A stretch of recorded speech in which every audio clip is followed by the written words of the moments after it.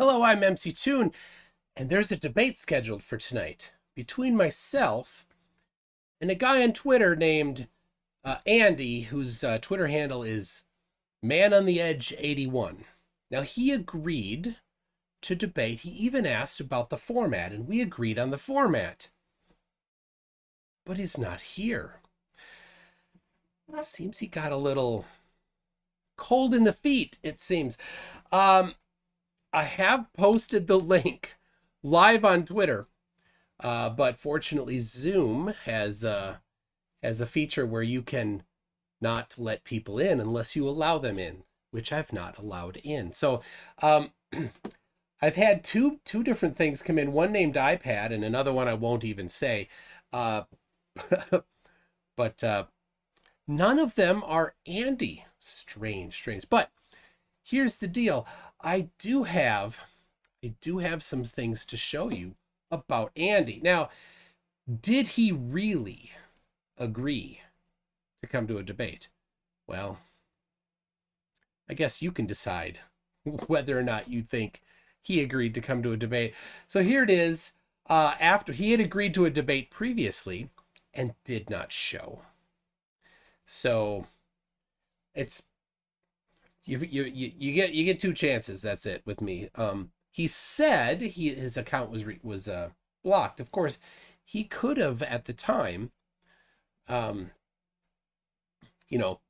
on Twitter on a not logged in account and found my tweets to him and then responded to the email address that I posted. But no, he didn't do that. So here it is. He's like, I still want to debate you because you said gas doesn't have mass. Now, that's from a tweet where I did not type a question mark. Instead, I typed a period. I was quoting somebody else that I think had referenced a Nathan Oakley thing, because Nathan Oakley claims that gas does not have mass. An extremely weird thing. Anyway, so it was meant to have a question mark at the end and then continue on saying it. That doesn't seem like you have a very strong scientific acumen. So, but he keeps posting that screenshot as if it is my position, and I keep saying that it's my that it's not. So you can see here, I say still lying about that. Anyway, let's do it Thursday, 8 p.m. Central Time. That's now. He says, okay, but I have some questions. Who decides the precise topics?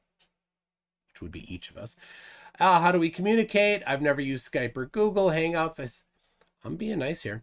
I said, I use Zoom. It's free and you can share your screen easily. The overall topic is flat Earth. You pick the topics you want to present as positive evidence supporting flat Earth. That probably scared him. I said, I like this format. We each get 2 topics and take turns presenting, and a link to on my website, debate 4 topics.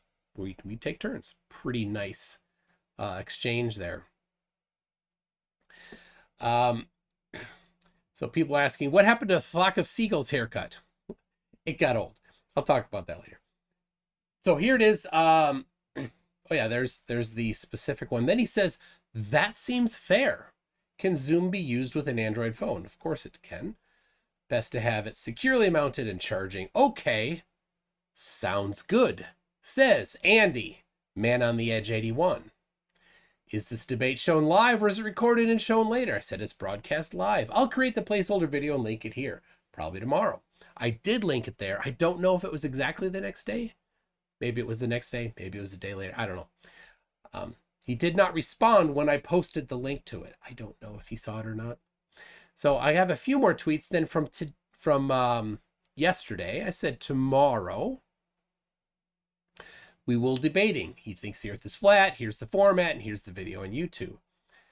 And then today, I said we were on today. I hope you don't go incognito like last time. I have given you my email address, which works even if you're blocked on Twitter.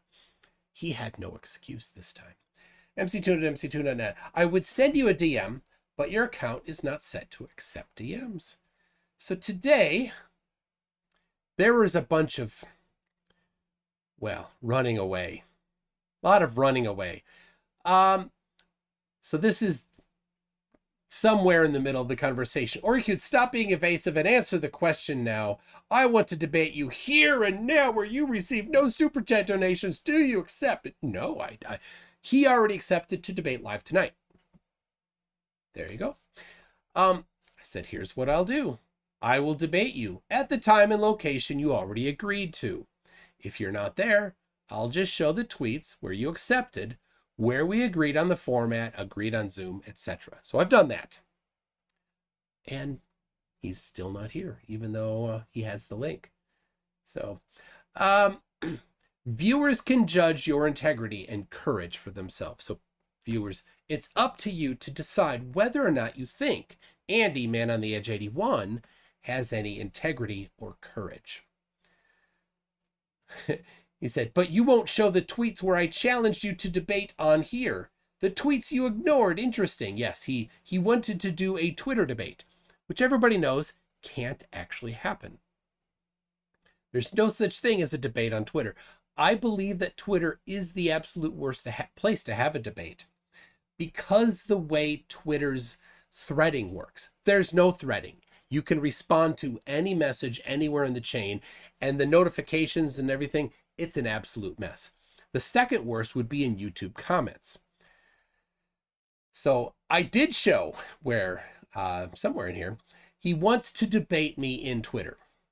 He challenged me, and for some reason he thinks that because I didn't accept debating him on Twitter, an impossible place to hold a debate, that he has some reason to run away. Whatever. So he says, I said, you don't want to debate me. You're backing out of a debate you agreed to. He says, you're backing out of a debate here now. I didn't agree to one there. I challenged you several times in the last 6 days and you ignored me, like the curvature faking. And then he's very naughty. If your mom heard you, Andy, you better not let her find your tweets. She will ground you and make you clean your room for once. I don't talk to effeminate men on my phone. I don't know. That might not be the truth. Debate me now here or admit you're unwilling. Poor baby. All right. I'm almost done here. So when asked if Thursday 8 p.m. worked for you, you told me, okay. The one you said. Are you reversing your acceptance to a live debate on YouTube?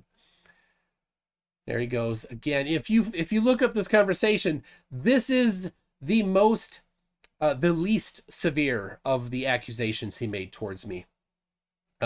Definitely made some significantly more egregious accusations. It would be a shame if somebody were to inform Twitter of this kind of behavior.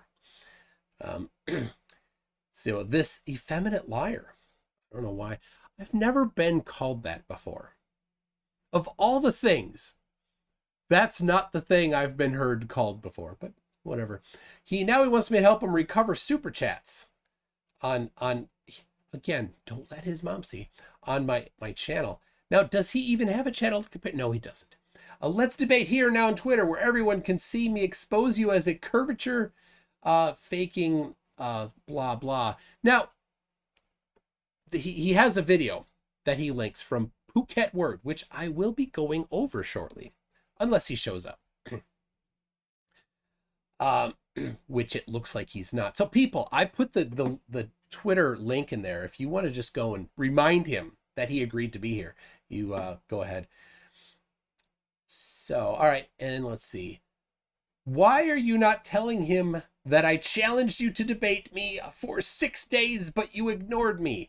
Why are you not telling him that I'm willing to debate you here, you now on here? I said, which I did not agree to. But you did agree to debate me live on YouTube. And here's the final one.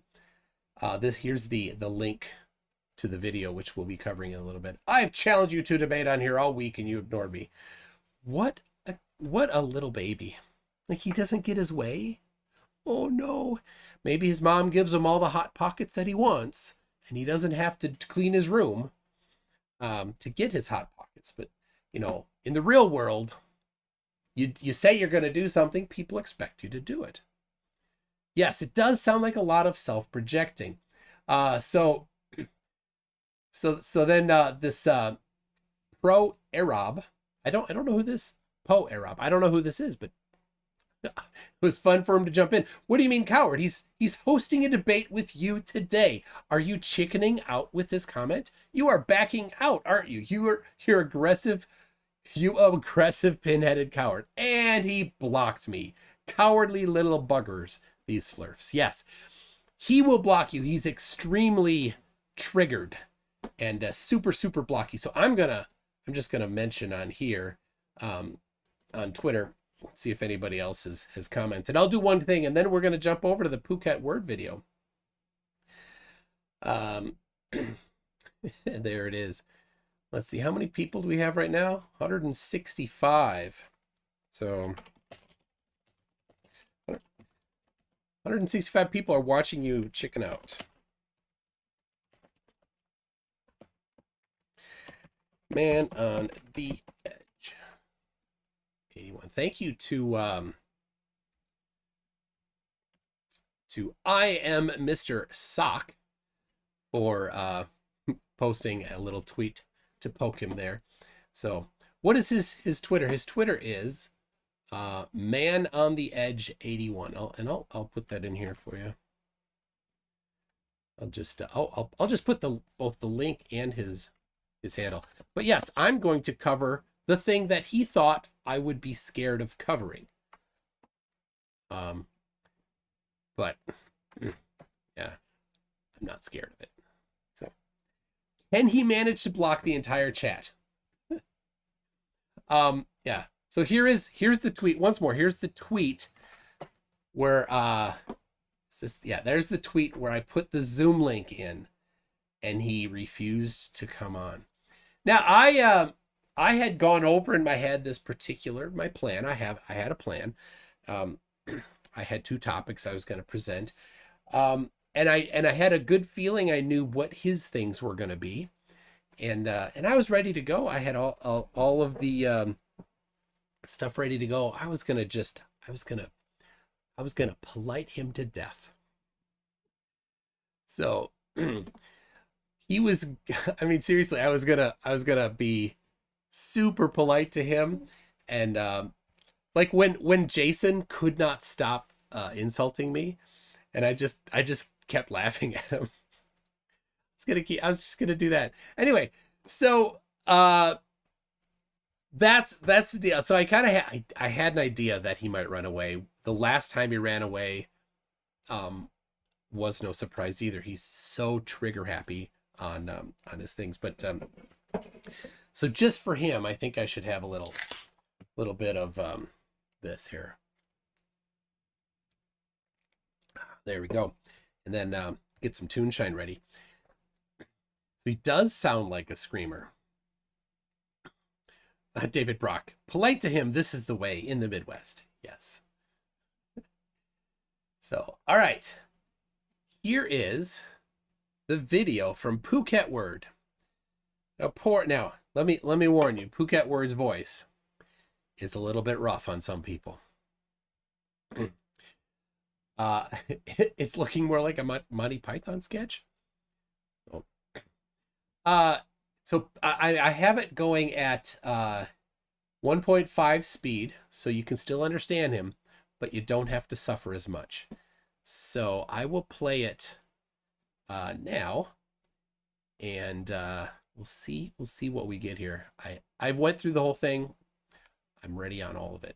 Hello, Flat Earth researchers, debaters, and debunkers. This is a quick follow-up to my previous video in which we looked at a few photographs on this website, MToon, claiming to be evidence of left-to-right curvature on the horizon. So in this follow-up video, we're going to look at 3 things specifically. Firstly, how the appearance of curvature was deceptively done with this photograph and these 2 here. Another factor in the deception was this compression that was done to the above photograph, and we'll see what compression does to photographs and what it reveals about these so-called straight lines used as a level reference in.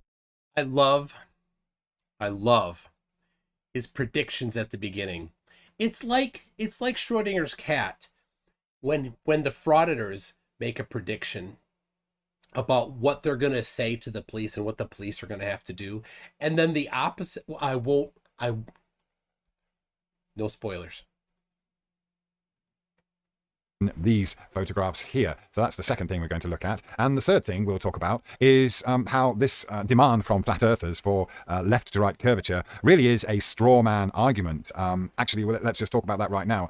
And with the understanding that the reason we demand that you go and look for curvature left to right, given this idea that in front of you we have the start of curvature at the horizon at a given distance, depending on our height, then, well, logically, if you're going to use that argument or that theory and claim that this is reality, then in reality you should see the same curvature you're talking about in front of you to the left and right. Now, his mistake there is, of course, that when you look forward across the horizon, the distance that you see across the horizon is easy to be very, very far. And when you have a camera taking a picture or a video of the horizon, the width of it is typically not very much. And when you zoom in, you could see 20, 30, 40 miles in distance. But the width of the left to right that you're looking at when you zoom in gets smaller and smaller, and is on the, might be a couple 100 feet wide 40 miles away. Seriously. And so expecting to see a left to right curve when the amount of left to right horizon that you're seeing is very, very small compared to the distance that you're looking across is either exceedingly stupid. You pick what percentage of flat earthers meet that one, or exceedingly dishonest, because it's wrong. Maybe there's some other options. Put your options in there. But what percentage do you think? What percentage of flat earthers are stupid in thinking that you should see left to right curve when it's a very small amount, and what percentage are deceiving? Let me know. But of course, we know that this is never seen. We've all tried to do this because that's what scientific inquiry really is. We should be... It's not never seen. They just always deny it. Studying what we see and really thinking about how we are seeing it, and especially the instruments that are being used to study it. Now, it's also worth pointing out right now that really cameras are not measuring instruments. Now, that's an interesting thing from Phuket Word. From all flat earthers to suggest that cameras aren't measuring instruments, because how many times have you seen a video from a high altitude balloon presented as a measurement of horizon dip or curve, or a video or picture from sea level of whatever? Basically the only thing that the flat earthers ever have is pictures and video from a camera. That's it. And Phuket Word, who himself has used cameras many times to attempt to measure the flatness, has just said you can't. That a camera is not a measurement device. Weird. Phuket, could you make up your mind, please? You seem confused, conflicted. So we're always going to have issues such as lens distortion in various forms, which will lead to this kind of appearance. So, the thing is, if you think about this photograph and then you, first of all, realize that it looks like this because it's distorted. It's compressed. And then secondly, well, okay, if you're going to use this as proof of seeing left to right curvature, then just try to envisage taking 3 more photographs. Let's say this was facing north, and then you take one facing east, and then south, and then west. Again, this shows off his lack of understanding of how much of the width of the horizon he's looking at. Like, this particular portion of it, is it 25% of the horizon, or is it less? He seems to think it's about 25%. Imagine that you can see the sea all around you. Do you really expect to see this hump of curvature to the north, with it going down to the left here and down to the, maybe down on the right here, and then you turn 90 degrees and you take another shot and you see this another bulge of curvature, and then you turn another 90 degrees and you see another bulge of curvature, and so on? If you just imagine your photographer in a circle of these photographs and around, here's where he gets it all wrong. Him or her seeing this bulge in every photograph with the curving down left to right, then of course you end up with this 360-degree view that looks like we're on the inside of a flower looking at petals. So okay, he so completely misunderstands how this works that he and I see this a lot from flat earthers. They think that if you were to put those pictures together, yes, you would see this hump. But that's not because that's not the right way to do it. They don't understand. You can illustrate it yourself. Any flat earther, you can do this yourself. Get a ball. Get a good size ball. Get an exercise ball. Put a camera on it. Nice and low. Use your phone, right? And set it so that it's here. So it's not too far above it. Take a picture. There will be curve. Rotate it 25%, 90 degrees. Take another one. Rotate it again. Take another one. Rotate it again. Take another one. You know for certain that it's a ball that you just took a picture of. But when you put them together, what will you see? You will see humps. Why is that? That's because when you take the picture straight ahead, the horizon is the closest to you. To the sides, it's curving down, right? Not that it's the closest to you. It's the same distance in all directions. That's what happens when you view a ball. And when you're far away from a ball, you're not surprised that you see it curving. When you're close to it, not super close, when you're close to it, it curves. When you're so close that it fills more than your view, it's curved. They just don't understand that.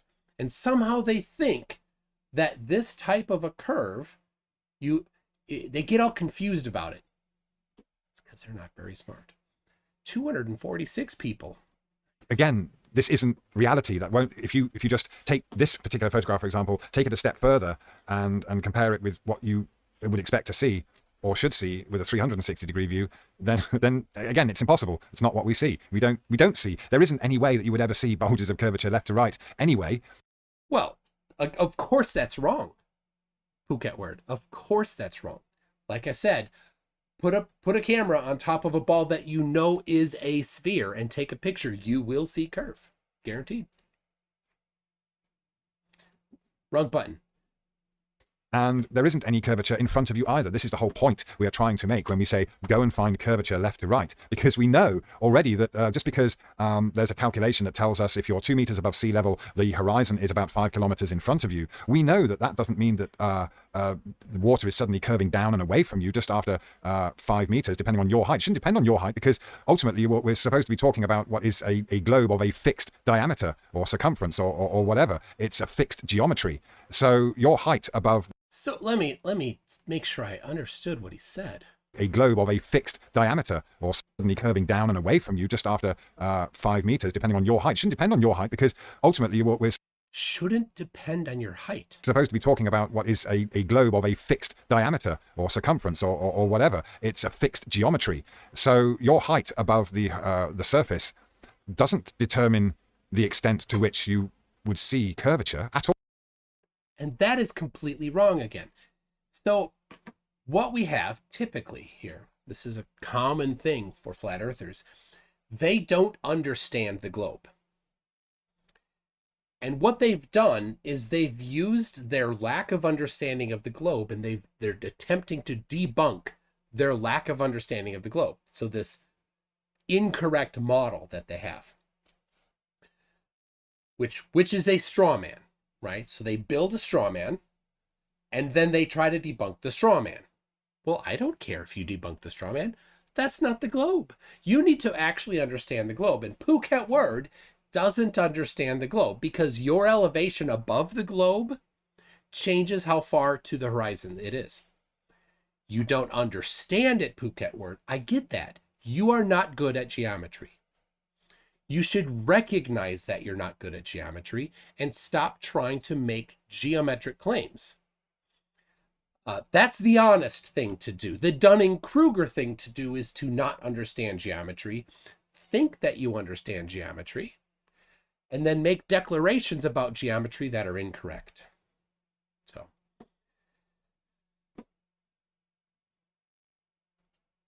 All. It wouldn't, would it? If it's fixed, it's fixed. If it curves in all directions, then it curves at a certain rate, which of course we know is supposed to be 8 inches per mile squared, or whatever you want to do to translate that into a metric or whatever. You don't need to translate it in a metric. You need to translate it into what would be obstructed, because that's all they ever want, is they want to look at what's obstructed. They use the wrong formula. Let me say it again. The reason why 8 inches per mile squared is the wrong formula is not because it's a parabola.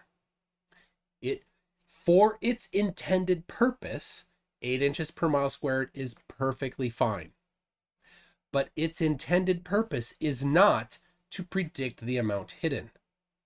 That's a different formula.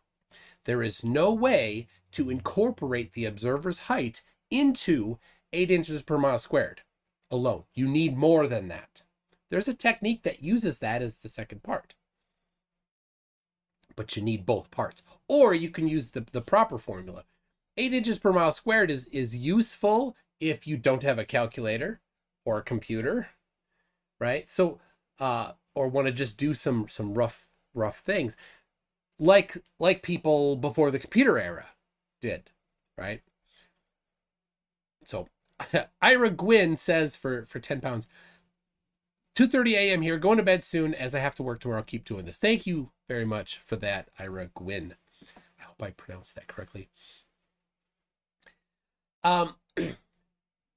So, yeah, and if you want to use the correct formula, just search Bislin Curve Calculator. You'll get the Walter Bislin's Advanced Curve Calculator. It uses the correct formula, and here's the awesome thing. He actually derives the proper formula in that web page. Flat earthers can't do math. Phuket word has zero understanding of math. He cannot derive the formula. He cannot point to a derivation of the formula for predicting hidden that uses 8 inches per mile squared. There's one. You can do it. He doesn't know how to do it. He has no reference to it. So, all right, let's keep going here. Just don't see that. It's not seen because it doesn't exist. It doesn't exist left to right. It doesn't exist in front of you.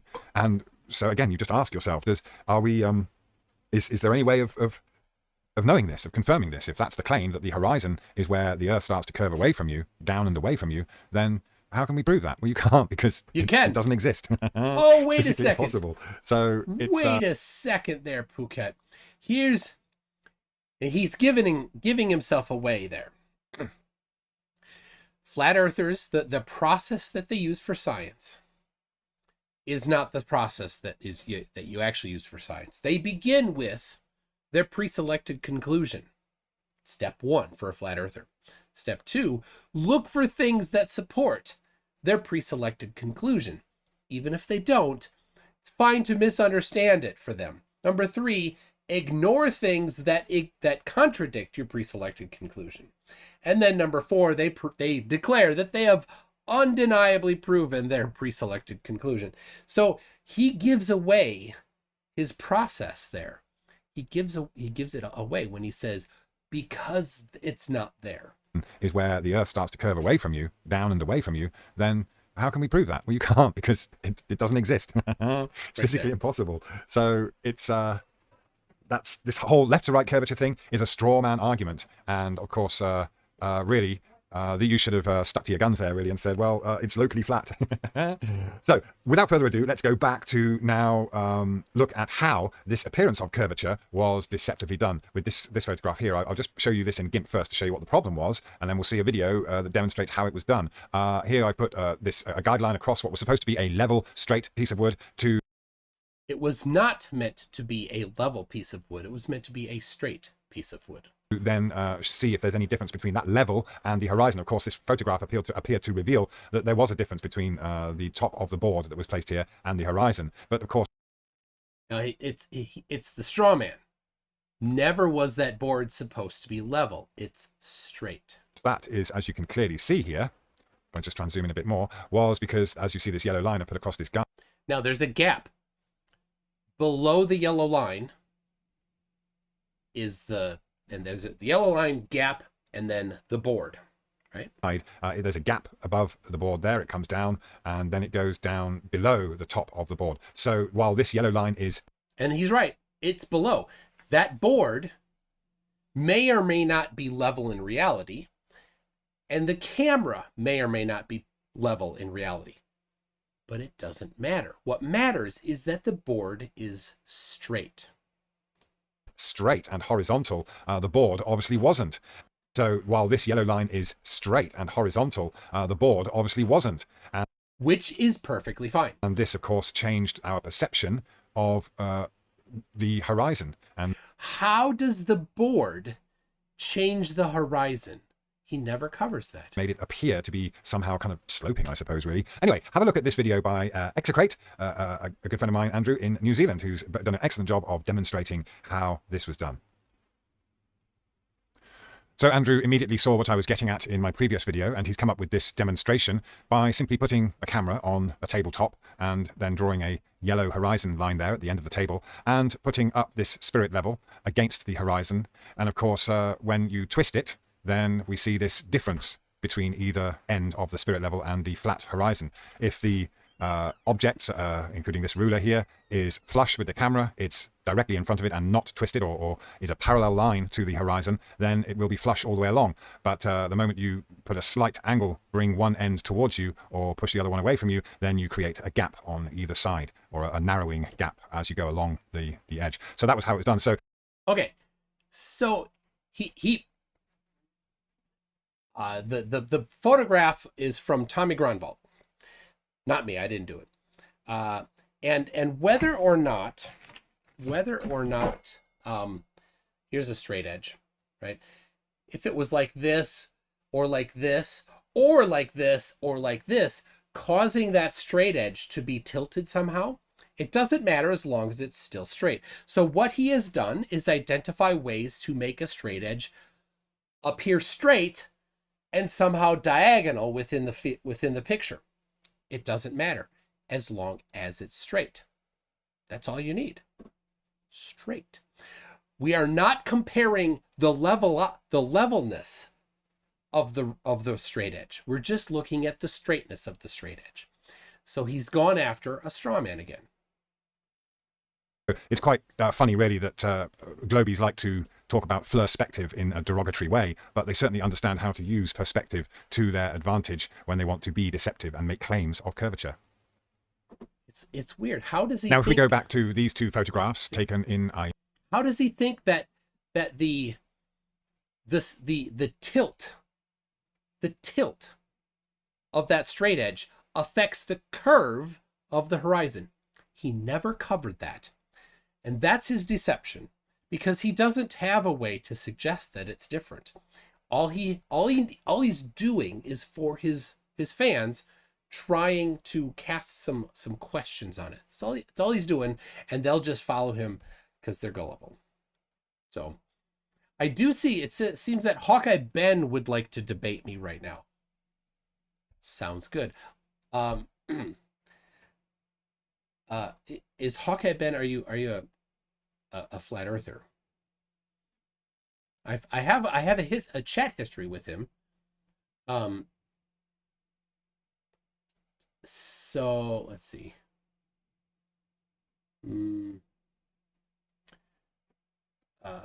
So Hawkeye Ben, are you Are you flat or right? Is that your position? So anyway, let me know, and you can come on. I'm over halfway through this, so. Beta, I believe, which were on the MToon website as evidence of left-to-right curvature, we'll see that we had the same issue as was demonstrated in Andrew's video just now, where we had these two pieces of metal supposedly being level and in line with each other, which created this Again, no claim of level. apparent decreasing gap on the left to the horizon, and then on the right an increasing gap. But we can see from this guideline that I put in that these two pieces of metal were not lined up. Yeah, you can see that there's also an increasing gap here. So they weren't quite straight, which was part of the problem. The other issue is distortion. They were straight. They were not level. And again, he is equating straight and level. Lens distortion, not only barrel distortion, but various forms of lens distortion, which Andrew has also done a very good video about. So I'll put a link to that one in the description as well. And then we had this cropped, compressed part of this photograph to show this accentuated curvature or appearance of curvature against these apparently straight lines. He seemed to suggest that the horizon was apparently straight. No. So when you compress something horizontally, straight lines remain straight. Curved lines remain curved. But because it's compressed, it accentuates any curve. And any errors in straightness are also accentuated. So a couple of things happen when you compress a photograph. What you have to do is you have to reduce the number of pixels across the image. So for example, this image is a good size of more than 4,000 pixels across and 3,000 vertically. But in order to get that squashed image, then you have to basically reduce the size to about 150 pixels width-wise, and of course maintain the height there. So we can see here with this compression just how wonky everything was. Remember that. Yeah, that's nice. He did it himself. He downloaded the original image, did the compression himself, and look at that. There's a curve on the horizon, and the straight edges are straight. Amazing. That this is all that was shown in the photograph. But if we zoom out a little bit more, we see that many of the other objects in the photograph that were supposed to be straight don't appear to be straight here. Now, he's right.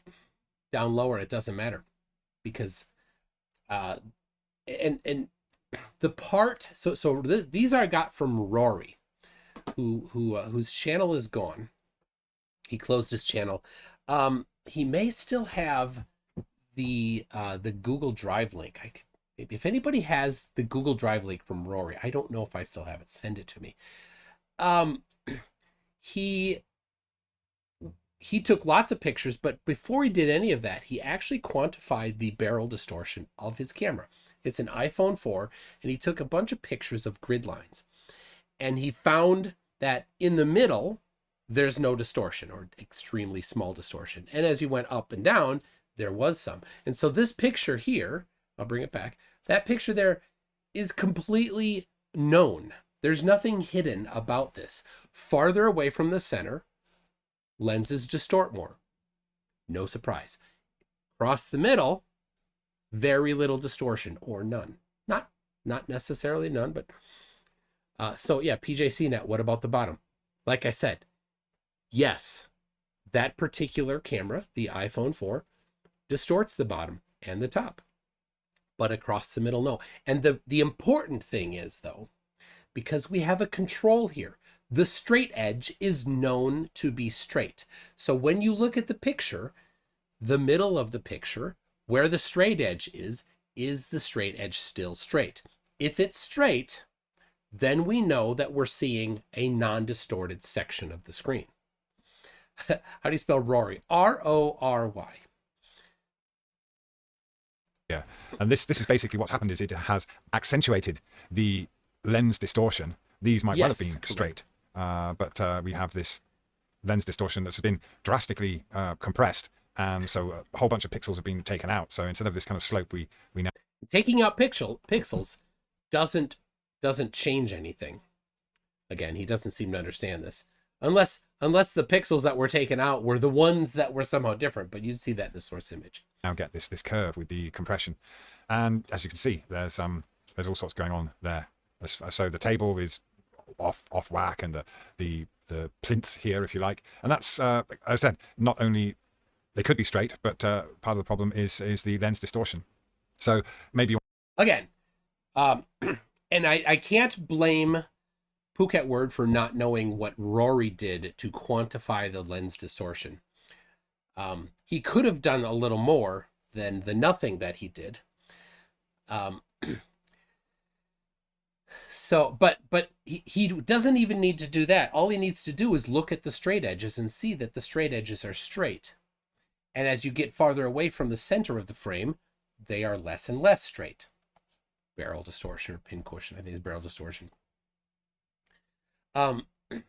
So there it is. We've got, who we got? Ben, isn't it convenient lenses distort when globies needed to? Well, it's not distorting right there in the center of the frame, as I said, and you can tell yourself because the straight edges are straight. So there it is. And you can download this picture yourself. It's on my website, mctoon.net. The original image or photograph directly off of Rory's phone that gives the model number of the phone, the GPS coordinates where it was taken, the elevation of it, all of those things you can do yourself.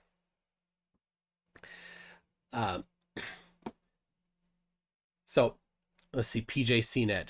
So call of sudden, there's a load of distortion. All of a sudden, that's not usually how it works. The curve is very close to straight edges. Well, no, the curve, the distorted part is lower, so, and higher. You don't see it though, because it's just the sky. You want to take note of how much the curvature appears to be here. These bits still seem fairly level, but what we can do. And again, his complete indoctrination. Level and straight mean the same thing to him. Phuket is not smart enough to understand that the words do not mean the same thing.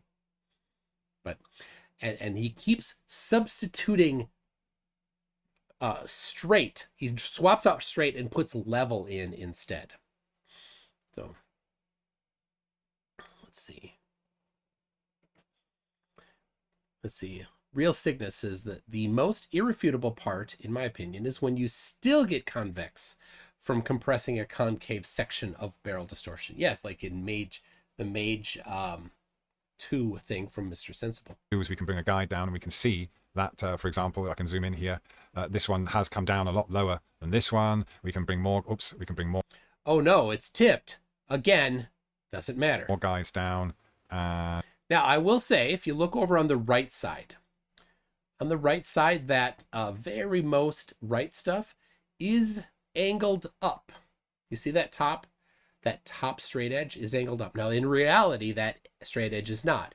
You're seeing some distortion from the camera. It's pulling it up, and yet the horizon is bending down. How does that happen? The distortion is going the opposite direction, and we're still seeing the curve of the horizon, completely destroying any claims that the distortion is causing the curve. The distortion is reducing the curve, and there's still curve. And you can see big differences between the distances here on either side. So it is very warped and out of shape. So especially down the bottom here, we can see it doesn't matter. Was it level, and then it's been distorted by the lens, or was it a bit of both? Frankly, it's difficult to tell, but it shows again that a camera is not a measuring instrument. We don't use cameras for measuring level. He uses it all the time. Our eyes can do a very good job, but of course, water itself is the ideal measuring tool. It's only if you have already measured water to be flat, which you've never done. So these optics taken through various lenses. Eftupworld, is that going to be your claim? Because that's a waste of time. I already went over this and you missed it. He says, is there a curve of the horizon the same if you turn 90 degrees to the left? Yes, it is. That just shows that you don't understand what's going on. In science, the instruments It's cute. Flat Earther talked about science. you use to measure something with have to Precious. be very accurate and very precise, and they have to be specifically Oh, for yes. measuring whatever it is you want to measure. Yes, So, oh, that's a good idea. Photographs are not measuring devices. No, they're not. But if you do things within the photograph to enable you to measure things, then yes, you can use a photograph to measure things. Again, controls like a known straight edge. But let's keep this apparent curvature in mind and move on to a squished version of this photograph. So we had this photograph where this is not in the center, but the horizon is almost in the center. But we have this squished version now, and we can. And look, now that this, again, the straight edge is straight. Now this particular, Rory did a few things, and I'll explain what happened here. If you look at the sequence of pictures that he took, he had that table and he had those two straight edges and he had the gap between them together. They're two separate straight edges, and he put them on the table wide. And then what he did is he propped up the edges to get them straight because the table actually was a little droopy. So he propped them up and he took a bunch of pictures. He did a whole bunch of things to calibrate to make sure that the straight edges were straight from left to right. Because when they just sat on the table, they weren't. So what you're seeing here is the non-calibrated straight edges. That's partly why they look so weird, but also this is the non-center of frame that we know it adds more distortion. You can see just how much distortion was going on here with these apparently level. Again, he's getting level and straight confused. Try to get that through your head, Puckett, where they're not the same word. They don't mean the same thing. They don't have the same definition. Pieces of metal, they are very much distorted. So this has all become distorted in a different way. And here we have, in this case, even though the photograph was facing the same direction, we have this apparent curve down to the right here. And that's because the camera was not, let me say the word, was not level. And when I say the word level, I mean level. It was tilted. He was holding it with his hand. You can take a picture diagonal and it's still just fine. If there's curve, there's curve when you twist it. Like, he doesn't get simple things.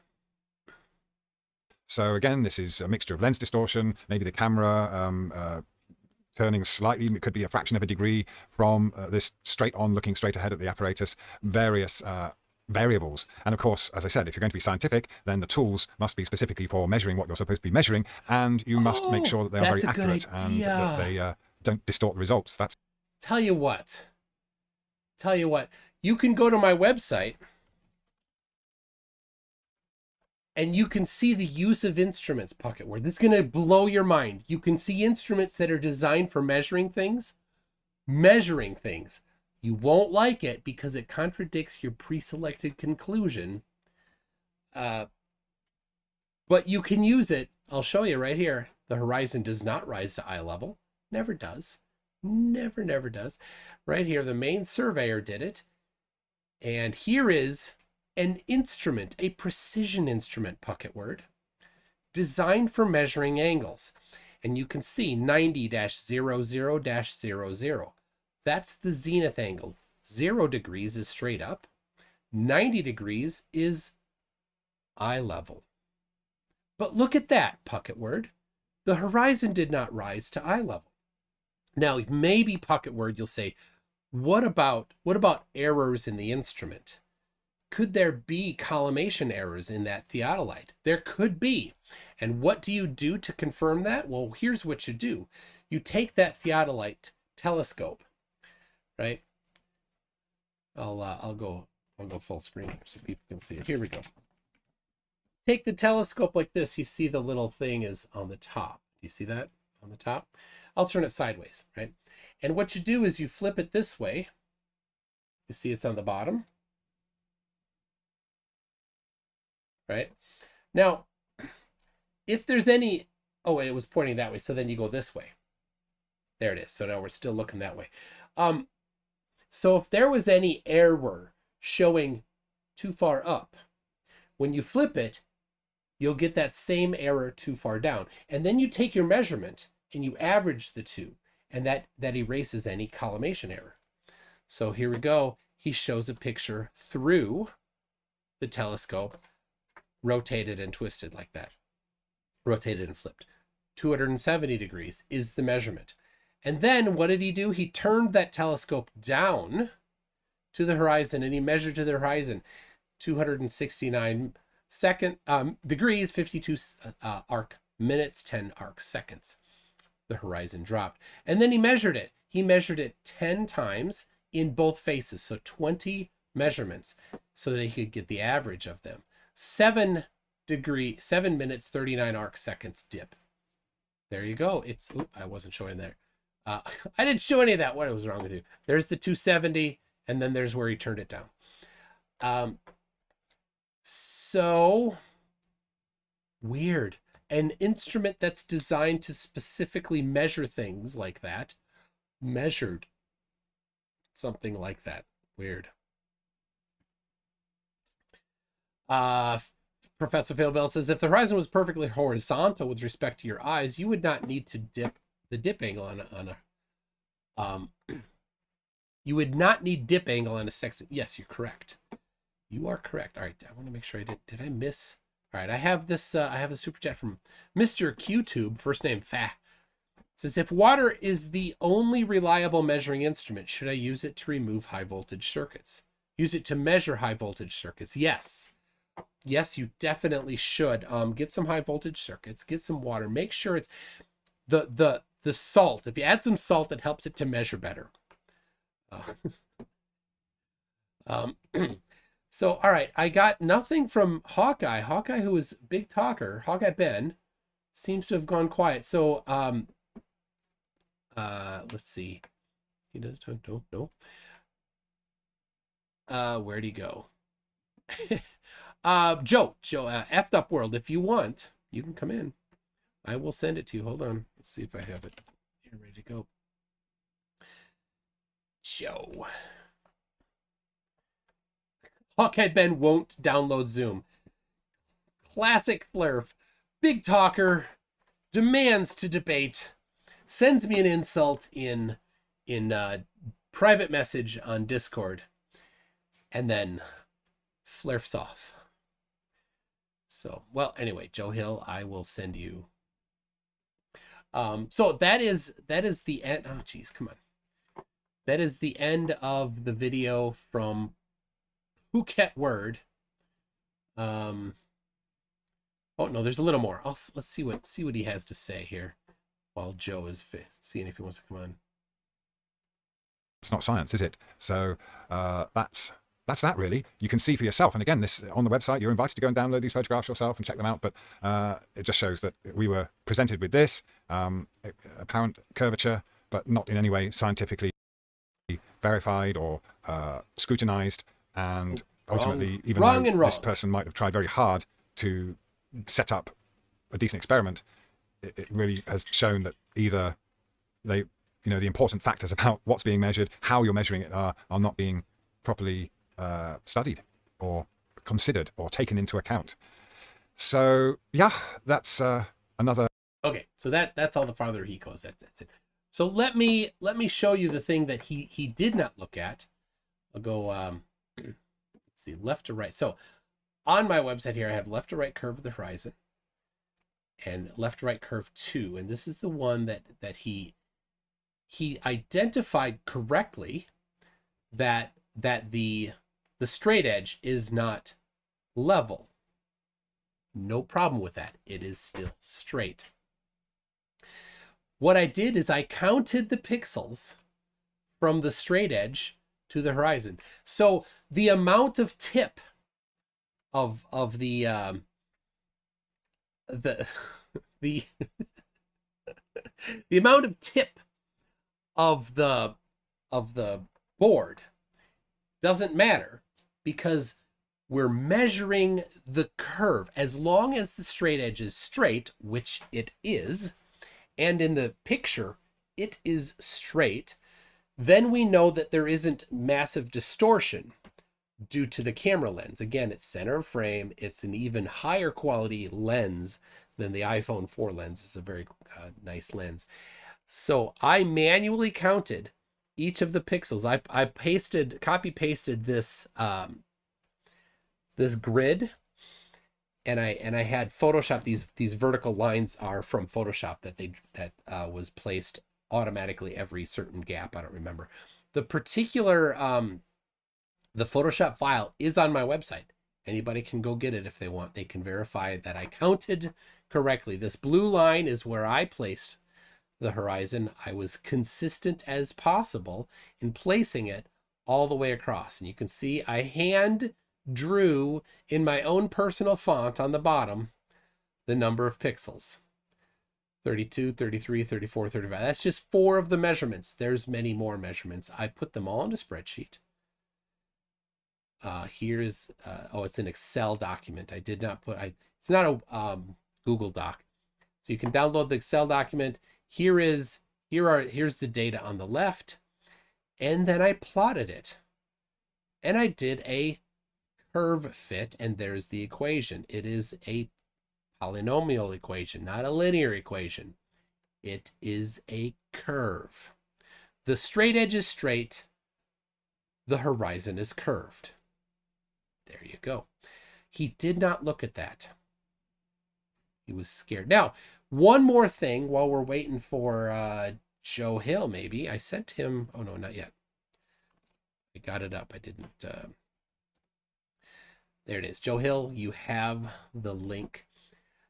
One more thing that he didn't do. So here you go. I challenge you. Do this. I challenge you, Phuket to look at the evidence I'm about to present. It is Dwayne Kellum, mctoon.net/Dwayne Kellum. Right there. Dwayne is a flat earther. This was his video number 24, the 24th time that he sent a balloon up. Now here is the awesome thing. He used a Sony A7 camera body and a Sony FE50 f1.8 lens. Now that particular lens has been quantified for barrel distortion. You're looking at it right now. You can go to the website for the place that did quantify it. You can see it does not add distortion. It does not add barrel distortion. Phuket word. This lens does not add barrel distortion. If you see curve, it's because it's a curve. Because the lens does not add barrel distortion. Here is a screenshot from the video. Now we can, I'll just jump right to the video. Right here. And you can see it with your eyes. You don't need to zoom in. You don't need to do any compression. You can actually see the curve of the horizon right here. So Phuket word. How is there a curve of the horizon on a camera with a lens that doesn't add barrel distortion? How is that possible? And it's from a flat earther. I didn't manipulate it. The flat earther would be the one that you'd need to ask if he manipulated it. Now, the flat earther that does this, he has some excuses for why there's a curved horizon. I don't know why.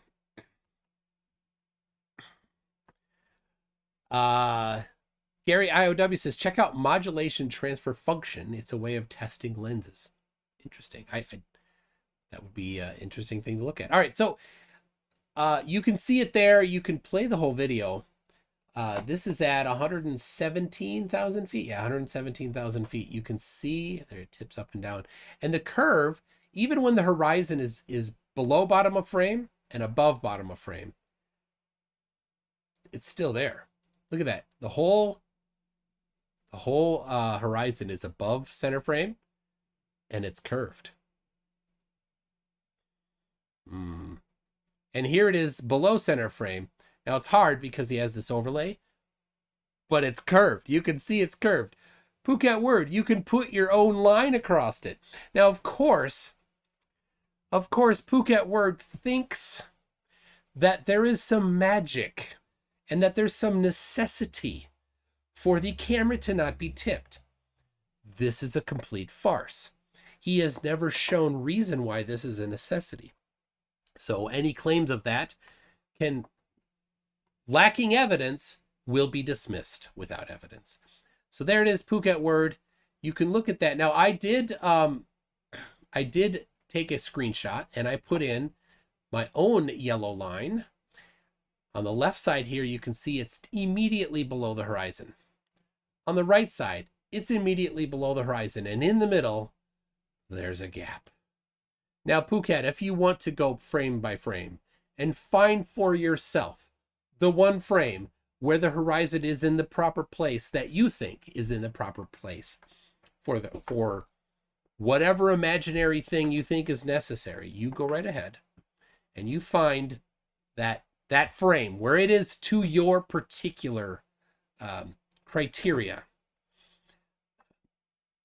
and then analyze that. So there it is. Now I do have a left to right compression of it, which shows you a beautiful curve. Look at that.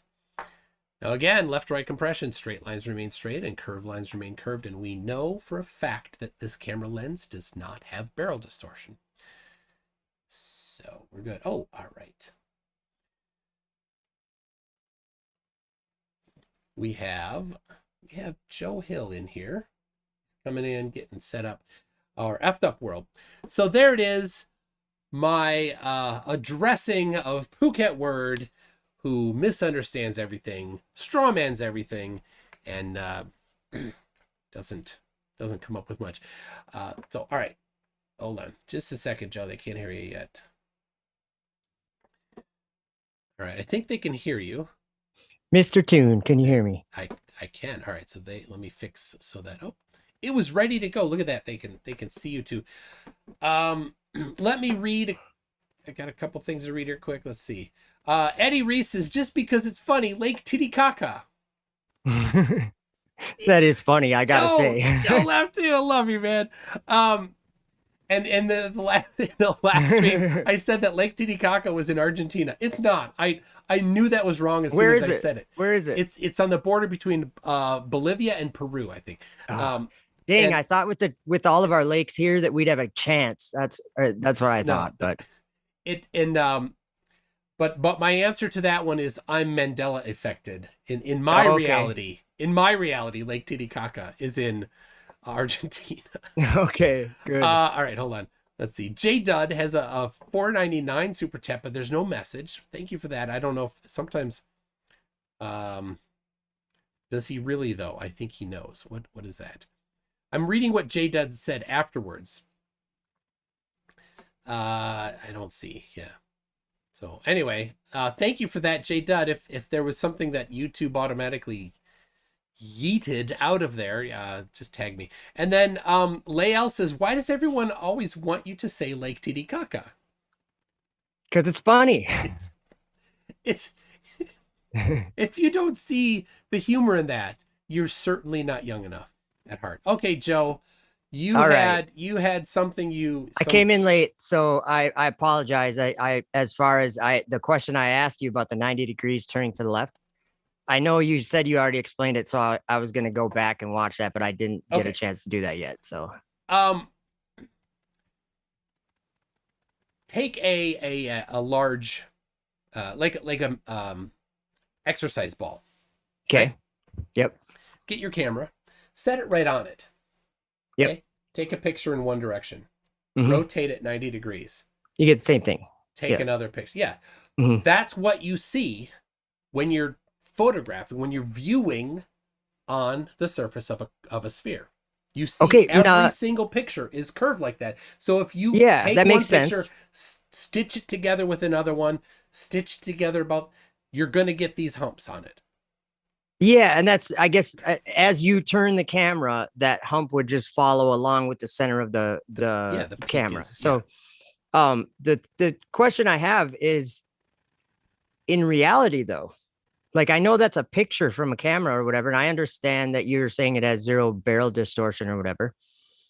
But in reality, if you take a straight edge to the ocean and you line it up with the water, it matches with the water. no, but I showed that. Like, I have you ever showed 2 examples of it not matching. have you ever considered that I'm a carpenter and I build railings, and if I build a railing by a lake, you can line it up like this is something like, have you ever seen a sidewalk with a railing on it, like at the beach, and the railing's like half a mile long or whatever? Yeah. It lines up with the horizon, right? Well, Right, just a second. I'm not Okay. laughing at that. First of all, somebody asked if I'm debating a traffic cone. could be. And be. then, It's cold up here in Minnesota. Well, actually, it's been warm lately, but I still prepare. Beast Militia says, my 10-month-old farted in his diaper and laughed. Objective proof that farts are universally funny. They are. Mute Donkey asks, what are your thoughts on Djibouti? Djibouti is my favorite African country.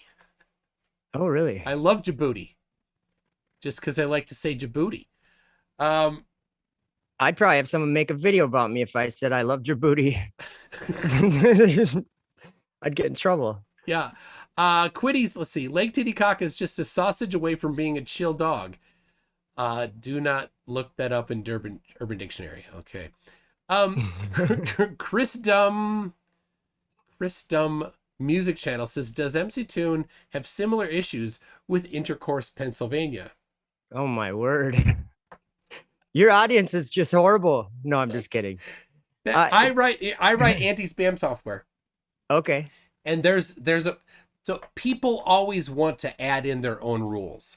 They get that email advertising for that thing that makes men's stuff better. Pills, yes. yeah. And they're like, oh, I'm going to stop the spam problem by putting words in there in our manual block filter.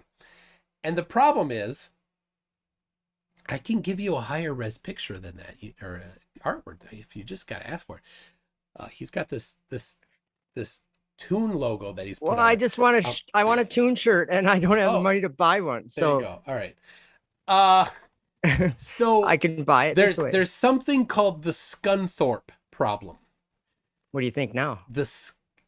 There you go, right on your shirt. The Scunthorpe problem is because when you put specific words into your spam filter, your manual spam filter, to block them, you will block anything from the city of Scunthorpe. Because it's okay. SCUNT Thorpe. That's how it's spelled. So if you put those So it's not SCUNT, it's SCUNT. Well, no, there's no spaces in there. I just put a space in there. No, I know. So those 4 letters, if you're like, I'm gonna fix the spam problem, and you put those 4 letters in that sequence in your manual spam filter, you will then have a Scunthorpe problem. Same thing with Intercourse, Pennsylvania, or Penistone. Penistone is a town in England, maybe. Man, you're the geography guy today, aren't you? It's only because I know about the Scunthorpe problem. And we get tickets all the time. People are like, how come these messages are being blocked? And we're like, Scunthorpe problem. YouTube might even block that. If you put that in the comments, They might even be like, nope, you're not you're not putting that in there. Wow. G1 Soundwave identified an East Coast Canadian city that I won't even say. Anti-spam software. What's she gone and done to you, MC2? Now in Minnesota here, not only do we have, is there a town called Intercourse? I don't know, but there's a town called Climax and another one called Mound. There is Mound. I've done a lot of jobs in Mound before. A lot of houses in Mound. On a mound. I'm just kidding. There you go. There we go. Penistone is oop north along with Black Pudding and Ecky Thump. I don't know what that is. Uh, oh, nice. Okay, so, all right, what are you doing here? What? Duck What's up, season, Doc? wabbit season. What's up, Okay, Doc? Okay, I have no idea how to see what's going on. Oh, I'm actually on the screen, it looks like. yeah, you're not even Hi, on the screen. everyone. Where I'm not right now, I guess. No. Okay, hold on. Whoa, I just bumped my mic. Hello. Okay. All right, so what KN? Yes, just in my head. All right, what is what is your beef then? Well, I guess my question is, are you taking a picture, and is that picture compressed left to right? That picture with the red stuff, whatever it is. Well, no, the original picture is not, of course, but then you. But I mean, the one that so we're kind of looking at that looks curved. Yeah, when you compress it, the straight edge remains straight, and the curve and the horizon is curved. Okay, so then, like the only problem I'm having, Toon, is that in reality, that's not what I have seen at the ocean. I have not seen. Did you measure it? Because No, when you can when you just look at the picture, I've there's constructed not a enough. railing. I built a railing Okay.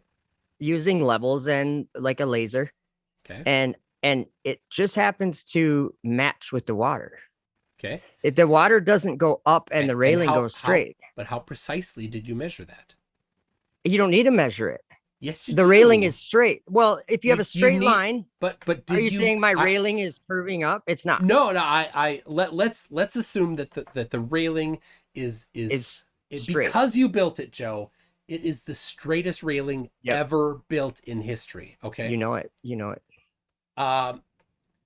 And it's also level. Let's say it's both straight and level. Is that the curved level or the straight level? I'm just kidding. No, I don't want to confuse it. Okay. You're right though. Hold on. You're right. No. That's only for someone who has this faith in this curvature, but yeah, that's just right. me. Anyway. I'm not into that stuff. All right. So now, how closely did you look? Because the curve of the horizon is very slight at low elevation. But if you're saying that if you're looking left and on your way from looking left to right, however far you can look, you're saying that there is a slight, raising up in the center or whatever. What I'm trying to say is that concept to me does not make sense. Okay. Do you understand why it wouldn't make sense to me? Because what I'm saying is that when I go, you hold a straight piece of railing or whatever, or a piece of glass, and you can line the water up with it. And that's one of the ways that you know that your railing is not out of level. Okay. Because you can compare it with that flat and horizon. To what margin of error? Way closer of a margin of error than your picture that you're showing us. How's that? Can you quantify that? I'm only speaking visually. I haven't gone out and tested this with. So here's the challenge. I'm saying here's the challenge to you. Can I give you this challenge? Okay. Yeah. The next time, and you said you did it near the ocean or near the lakes?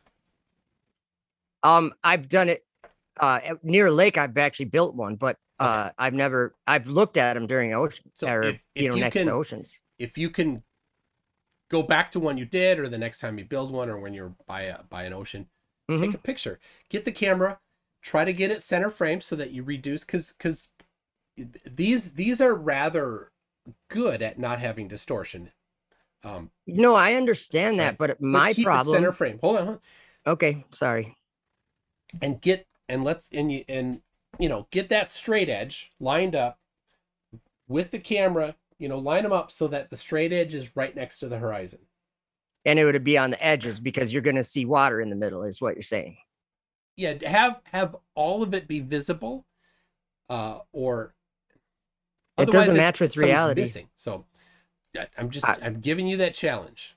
Okay, I will do that. Actually, next time I am out of town and I'm near an ocean, I'm going to take my 6-foot level with me in the truck, and I will. That's the set problem. it having No. having a good long straight edge, Yeah, that's what I'm talking about. that you just pull out of your back pocket is tough to do. Well, not if you have a pickup truck or a car hauler for a trailer, like I pull around everywhere. I got straight edges all the time. It's easy to come by a straight edge or a laser. They make lasers that can do a lot.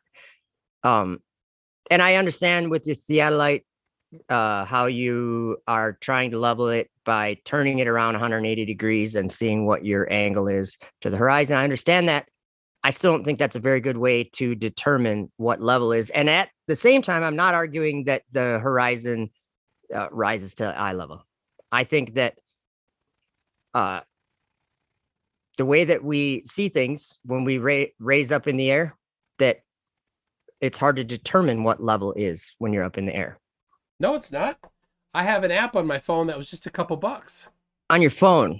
Yeah. And you're going to think that that is accurate? I don't think that that's very accurate. The margin of error of the angulometer in my phone is 0.01 degrees. I just took my Toon shirt off. I'm not doing this anymore. Okay. I'm just kidding. So yeah, I guess what I'm saying is in reality, I don't see that. I don't see I'm saying your picture doesn't match. I want to go to your claim. You said you cast aspersions on whether or not this was an accurate enough or precise enough measurement device. It is. So you mean the theodolite, or are you talking about the camera that took the picture? The theodolite app on the phone. Okay. It is accurate. You need to calibrate it. Yeah, right? That makes sense. I calibrated not this one, because I just upgraded my phone. I calibrated this one at the mouth of the Kenai River in Alaska. This one I haven't calibrated yet. Like my Buc-ee's. I got to figure out where you are. Buc-ee's. There's Buc-ee's. Oh, there we go. Sorry, I couldn't see where you were. Okay. So, so yeah, take it on a plane and measure the horizon. Does it dip or is it right at zero? Hard to say. And you're saying it's like a degree down or whatever. It's or about however far. It's at 35,000 feet. It's more than 3 degrees down.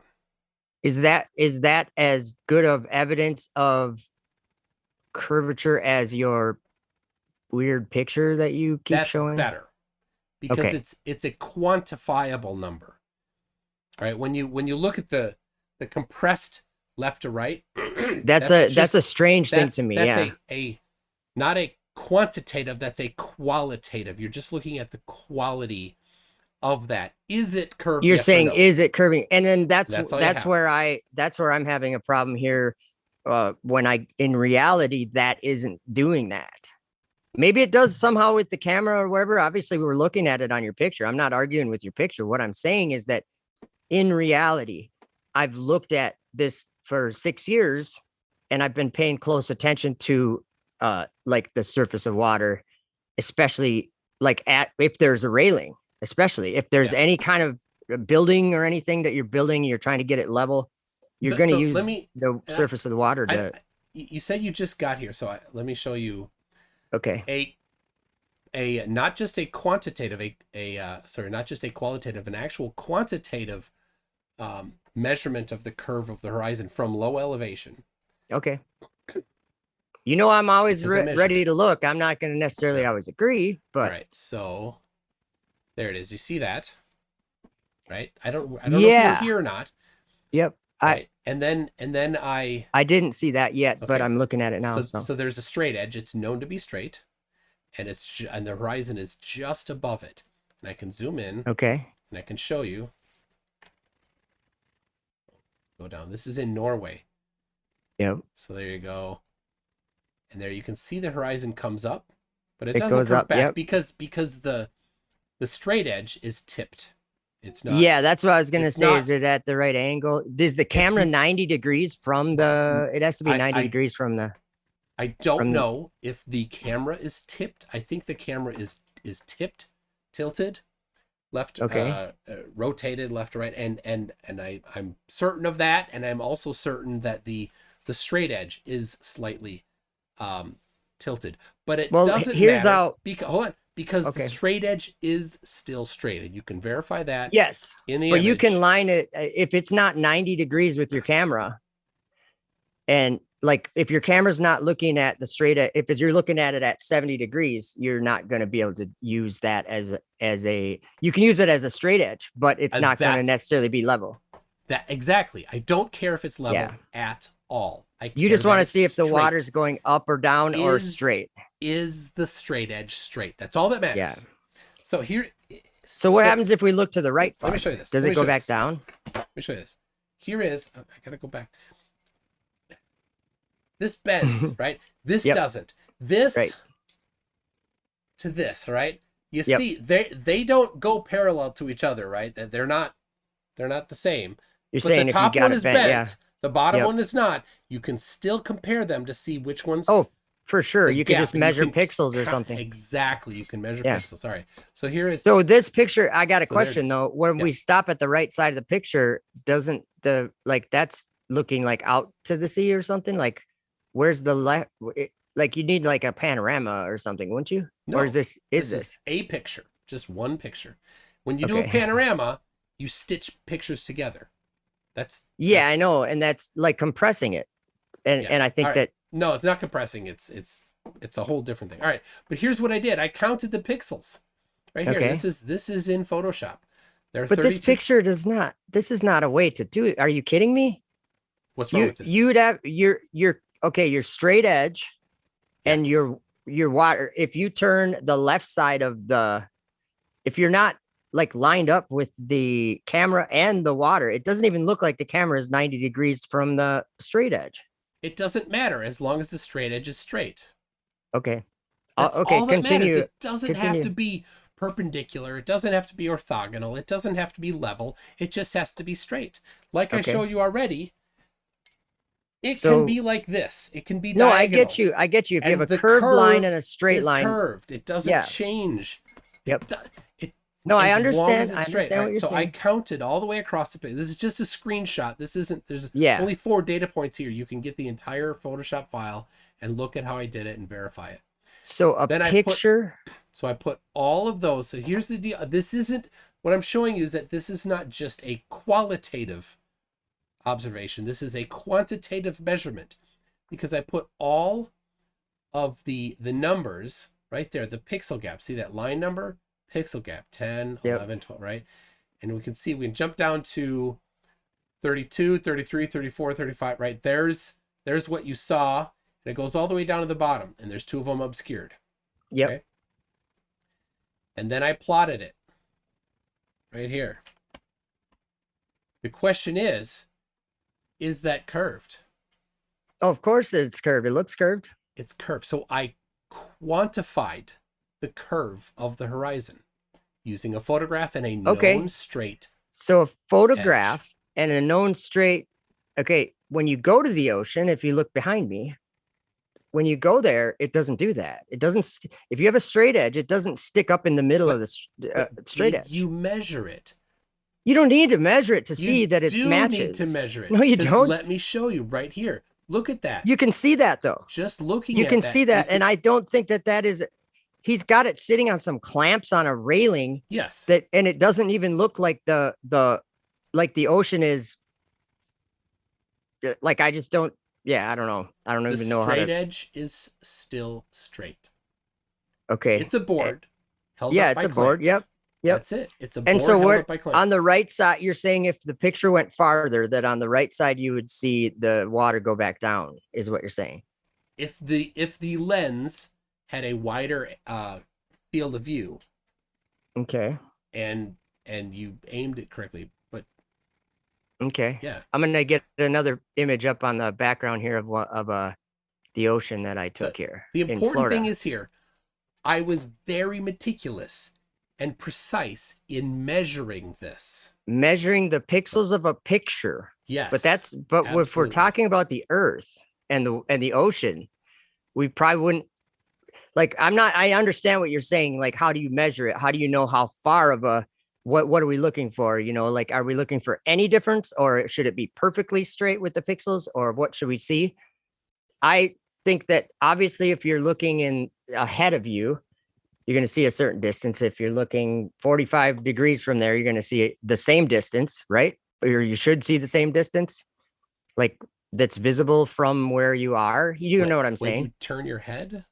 Yeah, like when you turn your head, or what, like, or if you turn around, if you were in the middle of the ocean and you turn around, it's flat. Like But and I understand that measure it. It looks flat because our eyes are not precision measuring instruments. Have you ever built something next to any body of water? Have you ever lined something up with a body of water, or just looking at this picture? I'm just asking you. I've never built something next to a body of water, but it doesn't matter, because unless you did something to be able to precisely qualify or quantify, that is what building the railing's doing. Anything. That's what building the railing's doing, and using the water to make the railing. You use the water of the. You can use the water to level it. Did you? No, I didn't. No, okay. You'd have to be at the ocean to do that. Yes, you'd have to be at the ocean. And you measure. You could do it at Mille Lacs, though. Things, yeah. You could do it if you're building someone's porch on Mille Lacs. You could use the water level. And all I'm saying is that when you do that, the railing is a straight line, and it matches with the water in a straight line. The water in the center of your view doesn't stick up higher than the sides in reality. Now, maybe on your picture, we're looking at it. So, how much should it, if we're on a globe? Well, you're showing us that picture. How much is that picture? Not much. Not enough for the eye to see. Our eyes are not precise measuring instruments. How are we seeing it then? Because I precisely measured it. Okay, so no, but not the picture that you just showed, but the one with the red things, you know? Okay. You see we can see the water. We can compressed it left No, to right. I know. Yeah. Let me just talk or tell you what I'm trying to say. Okay. Left to right, you compressed it, and we can clearly see that water going up in the center and down on the sides, right? So we see that curvature. And then you said there's also like a straight edge on that image, isn't there? Yes. And so what was that straight edge compressed? I'm just curious what that was, because the straight edge compressed was straight. Okay. And I can share it to you. Was that higher or lower than that water level in the camera's view? You know what I mean? And like, I don't necessarily buy the zero distortion, because I think any camera, any lens, it distorts somewhat. Maybe I'm wrong. I'm no optics professional. And that's the beauty, because a straight edge is known to be straight. So any distortion will be visible, because the straight edge will no longer be straight. Yeah. So the beauty of that is that when I build a railing, or when someone is anything that needs to be flat that you're building, especially, the water it matches with that straight line. And I'm not saying this to fight for a flat earth or not. I'm just saying that I have somewhat of a problem with this image here. Okay. Not that there's something wrong with the picture taken, but when we compress it and we try to use it to talk about, like, to show that this is curvature, I see something fundamentally wrong with that. I see something almost contradictory in that, because maybe it's because of being a carpenter. Maybe it's because I use lasers and I'm always eyeballing things like soffits, and in order to get things straight, like even with the laser, it's very hard to get a straight line in anything. Even if you have like straight railing pieces and everything, it by the time, like you're saying, measuring it, like if I'm building a railing and it's 12 feet long or whatever, and there's 2 posts in between, that means I'll have like 3 sections of railing or something, or 2 or whatever, or depending on how long it is. And those all have to match, like from the end when you line them up. So doing a measurement off the floor isn't going to ever get you that straight line, because the floor's never, no matter how it is, the floor's never going to be as straight as you want that top rail to be, because that top rail has to be straight, because people eyeball things up to it all the time. Anywhere you're standing, you can line that railing up to anything. But now everything has a margin of error. So what is the accepted margin of error? Well, I would hope that you wouldn't see an error. You know, like if you're going down a stairway with a railing and there's 2 of them, you want them to match each other. It just needs to be better than the human eye's ability to measure curvature. But this, you're not claiming that though. You're claiming that the human eye can see this. No, I'm Aren't not. you? No, the human eye cannot see it. Okay, You then have how does to- it show up in the picture? Because you have the to you compressing have it. to do things to enable you to identify it. Okay, so we compress it, and then how many pixels is it? Is it different from the center or whatever the center of the bulge to the edges? How many pixels? You know? Yeah. Well, And then what here you're it saying that is. we can't. Okay, so if we were to take and count those pixels, you're saying that if we stretch it back out, that we can't see that amount of pixels. Our eyes can't from where the camera was in There the it recent is. image. Can you see any curvature of the horizon in this Let's picture? count the pixels. I thought we were gonna do this. I'm Shouldn't not we going to count the the pixels? pixels and make everybody leave because it's boring as crap. No. This should be simple. Where's the straight edge? I will send you. Hold on. If we take the straight edge, okay, yeah, send me that, and maybe I'll make a little video about it. Yeah, you can download the original source image, and you can do the same thing. Now I'll give you. I'll tell you what. Hold on, I will make a video about it, and so that because right now I just got back from work and it was a long day, and I will be more clear with my words, and I'll make a little short video explaining why I see an error like with this type of thinking. Okay. And it's not to prove or Earth is a ball or flat or whatever. I'm just saying, just taking an image like that, I see something wrong with. If we can count the pixels with it compressed, we should be able to count the pixels just as exactly the same way uncompressed. If we're counting up and down pixels, right? Like in the middle, there would be 3 pixels of water, and then the edges there'd be 1, right? Yeah. Or however many, however many it worked out to be. So and somebody said, I thought MToon already counted the pixels. I counted the pixels on this one. This is a different image. And I did a much shadier image. I'm just kidding. Actually, this is a much higher quality image. The camera resolution is significantly higher. This gap that I did here, if on this picture, is there aren't nearly as many. Okay. Because this picture, even though it's a good, decent resolution, it's nowhere near this one. This one is a pretty higher res. Decent. Yeah, it's a decent camera, very high res, lots of pixels in this and he actually gave me, and everybody can grab it themselves. Let's see, where is it at? He gave me the amount of pixels or something. No, the original raw file right here. Okay. You can download it. You can download the raw file. It's actually zipped. It's big. I'll compress it on my non-globe computer then. I'm just kidding. Yeah. So, all right. So there's 2 of them. There's that one. Yep. And then there's. And you've got links for them on your. Yep. On my website. So I gave you that one.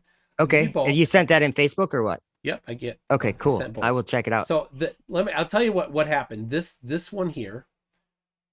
Right here. I started measuring it, and then the way I was measuring it was it would have taken too long. No, it was not a good method. I'm like, okay, this isn't working. And so then when there's like a million ways you can do it, I suppose. Yeah, and I devised this. I don't know where to go. This way to do it. So I still have I have the Photoshop file. This you can grab that, and this little grid that I put here. Yeah, I was wondering what that was. That's your pixel count? Yeah, so that I put that grid. Is that 10 or whatever? I copy and paste it onto each line. So if you look, there's this line, and it's immediately to the left of the line. Yep. Skip a line, accurate. It's immediately to the left of the line.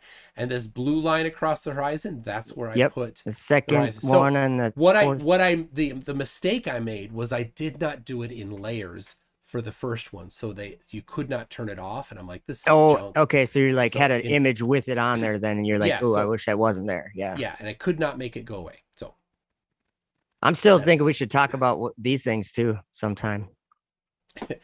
and just a second, we've got Mark Angles says we should not be able to see it on a globe, which is wrong. Joe, I'm gonna have to trust you to talk for 10 seconds while I grab something.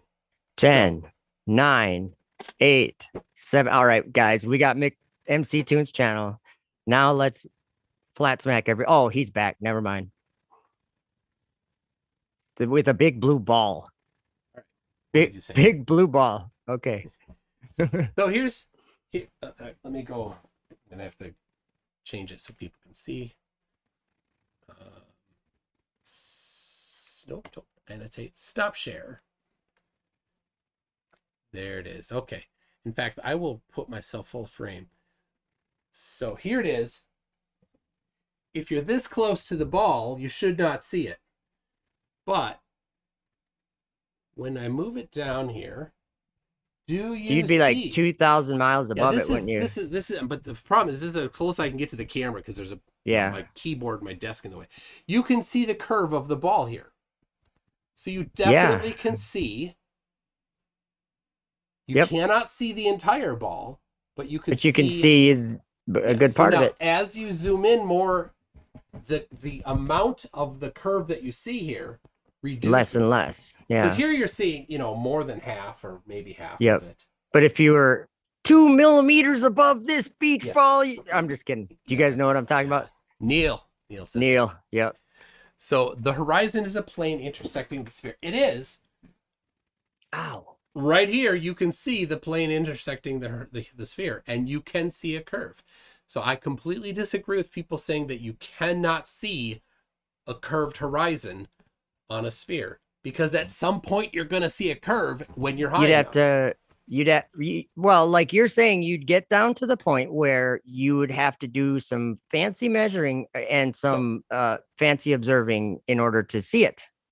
But you're saying that you would be able to technically see it. So here's what I'm going to do this. I'm going to get, because I asked you to do it, I'm going to do it for myself. I'm going to get my camera and I'm going to put it on this ball here, and I'm going to take a picture of it as close as I can get to the edge of the ball. Okay. And see if we see a curve. Now, somebody is saying, you do that, and then I'll go out in reality with a straight edge, and I'll take a picture of that, and then we'll compare pictures. How about? Awesome.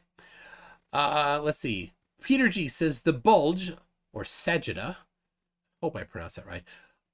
If you build a 10, it could be a 10-meter long railing, is 1.9 micrometers from flat. Good luck seeing that. I didn't verify that number. Yeah, that isn't even that isn't even really apply to what we're talking about here, because we're talking about a visual.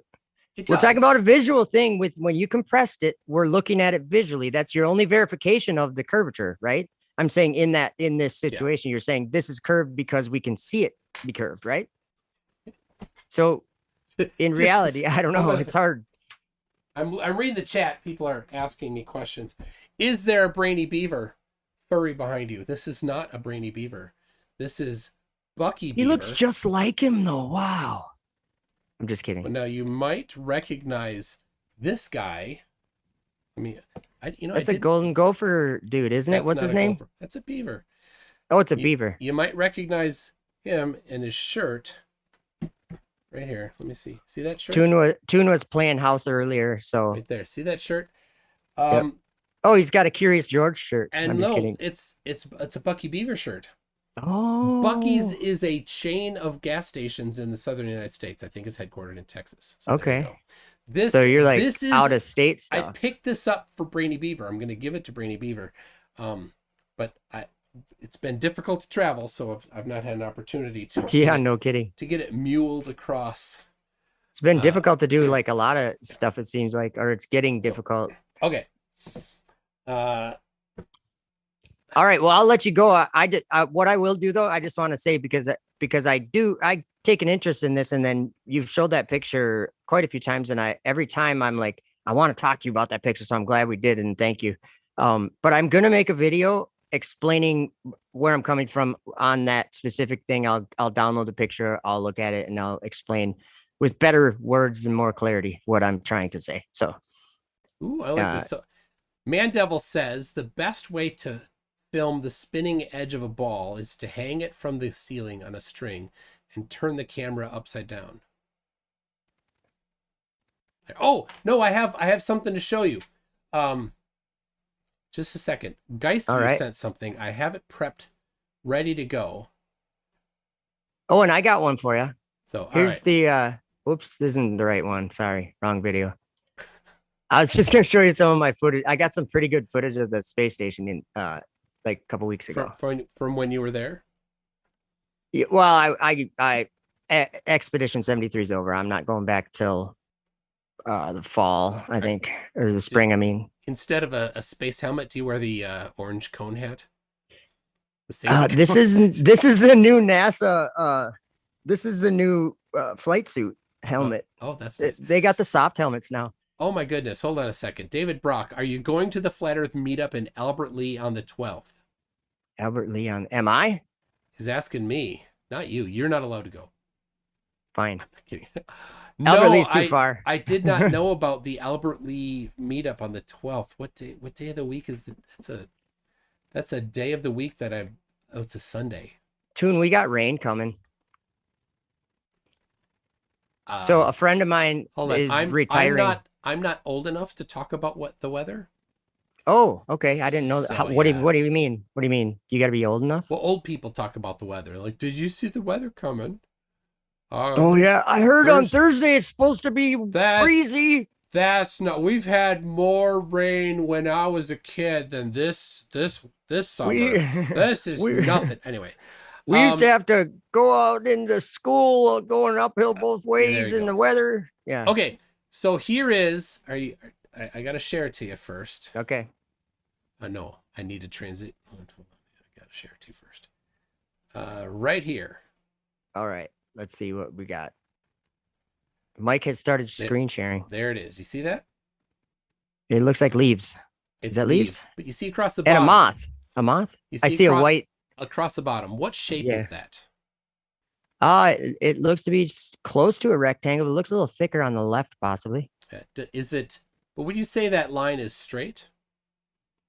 I would say it's pretty kind of blurry, but it's for the most part straight. Yes. Yeah. Yep. Then it's a pop can, isn't it? It's the edge of a pop can. Where did it go? I'm just kidding. A second.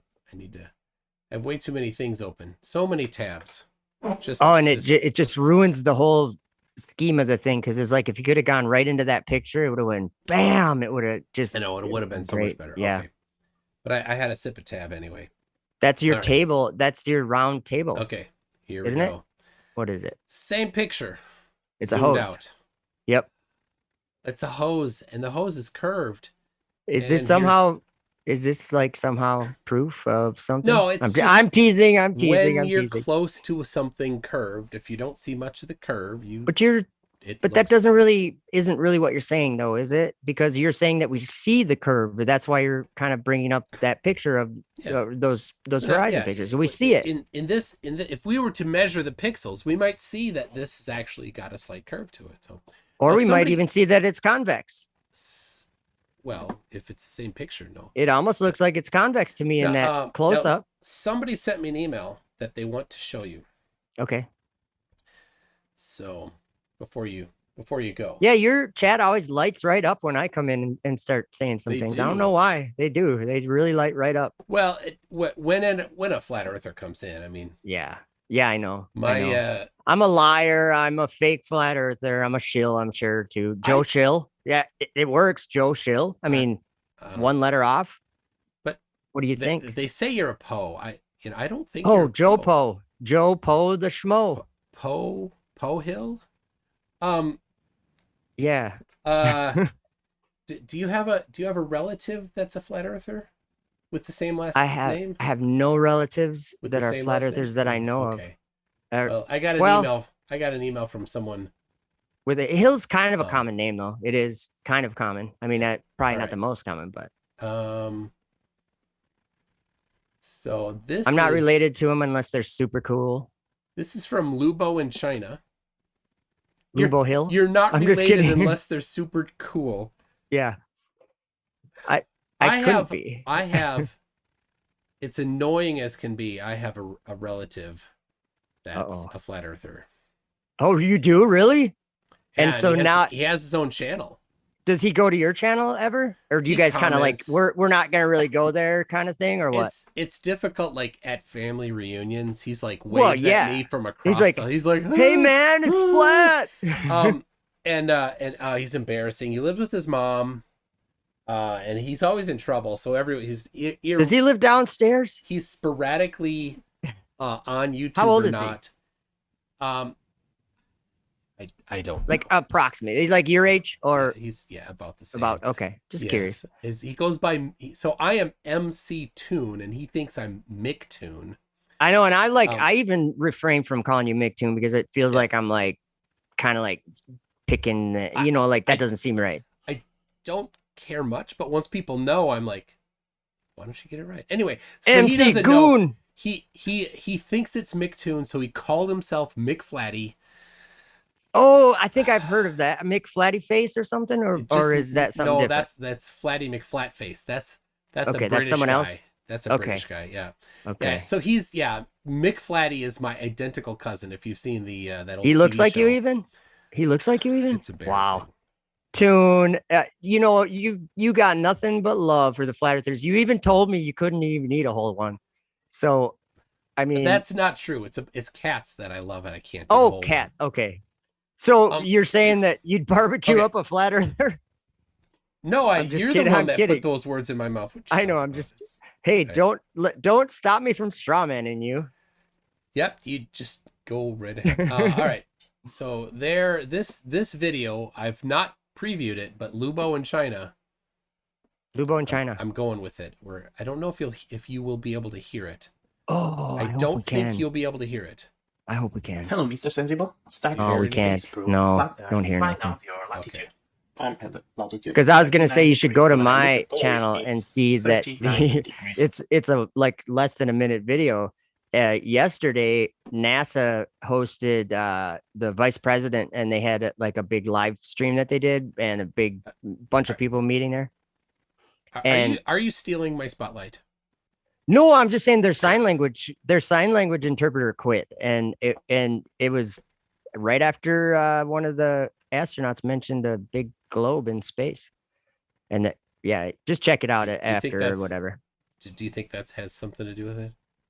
Well, you can tell from the video that the guy even had the same hat on as me, same beard even. Wow. The interpreter. So I don't know what's up with he quit. Oh, I see. Okay, I got it. He quit, but sounds funny. Yeah. All right. Let's play this. Okay. From Horizon, get yourself a disco ball. Point your disco ball at the ceiling. Get yourself a level up. Oh, I saw a moon on the ceiling. Okay, so you're saying get a disco ball, point at the ceiling, and get a tripod with your camera on it to the angle corresponding to your camera on there. Learn how to calibrate it or what? Learn how to capture star trails. Look at the ceiling. He's got a grin on his face. It's like he must be totally busting Mr. Sensible right now. Are you hearing what he's saying? I can't hear it. Okay, maybe that's because I'm on Zoom or something. Yeah, don't talk over. I'll give the commentary. Sorry. Points and rotate. That will be your Polaris. Point your camera to the point at the angle corresponding to your latitude. Saying you point it up and you rotate it, and there'll be a center of that rotation. The point of rotation will be right in the middle of your screen. Make a time lapse.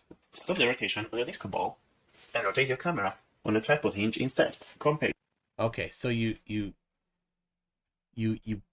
place it so that the center of rotation is in the middle of your camera screen, and then you rotate the camera. Then you stop it and you rotate the camera. Your time lapses. What shapes have you got? When the disco ball was rotating and your camera was stationary, and then you do a time lapse. All right, yeah. So you do a time lapse of the disco ball rotating, and a time lapse of the camera rotating. When you rotate the camera, and your disco ball was not moving, you will get. Wouldn't that be the same too? Let's go outside and create the real. Or is that just me?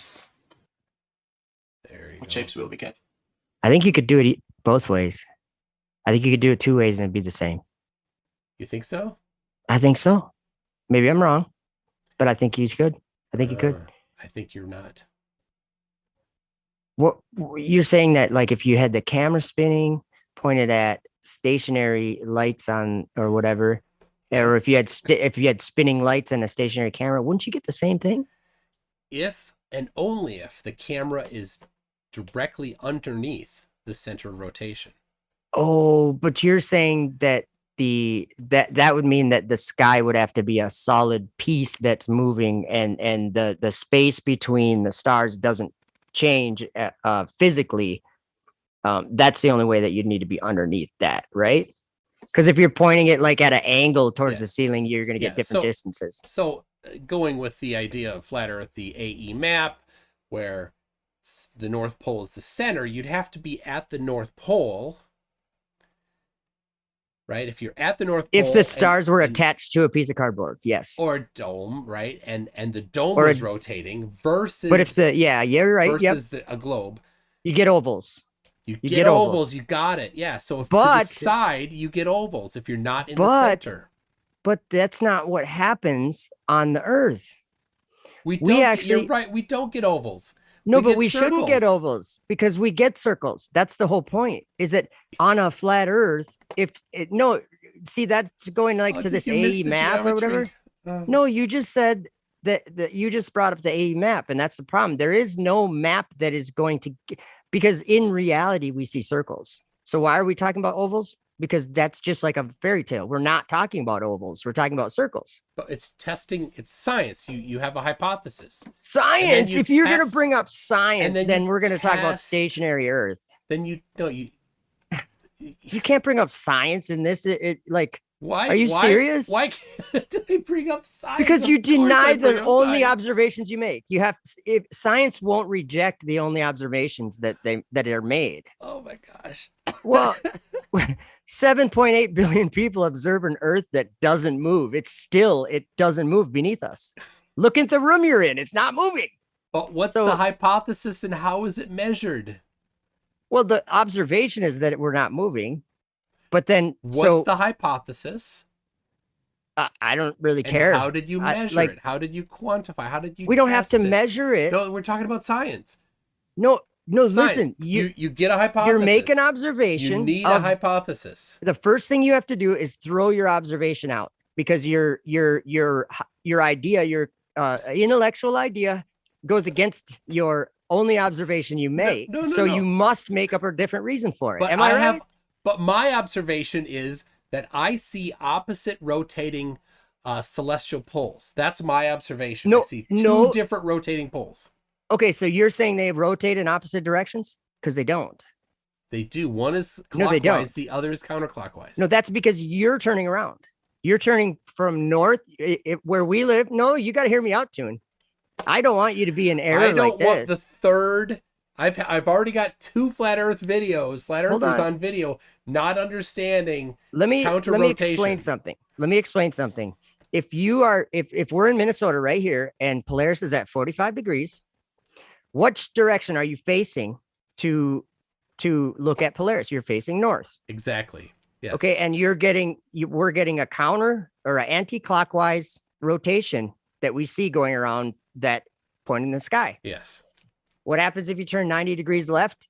You're going to see them going down. And if you look to your right, like say you're at the equator, you're going to see, if you're looking west, everywhere on Earth, the stars are setting in the west, rising in the east, everywhere on Earth.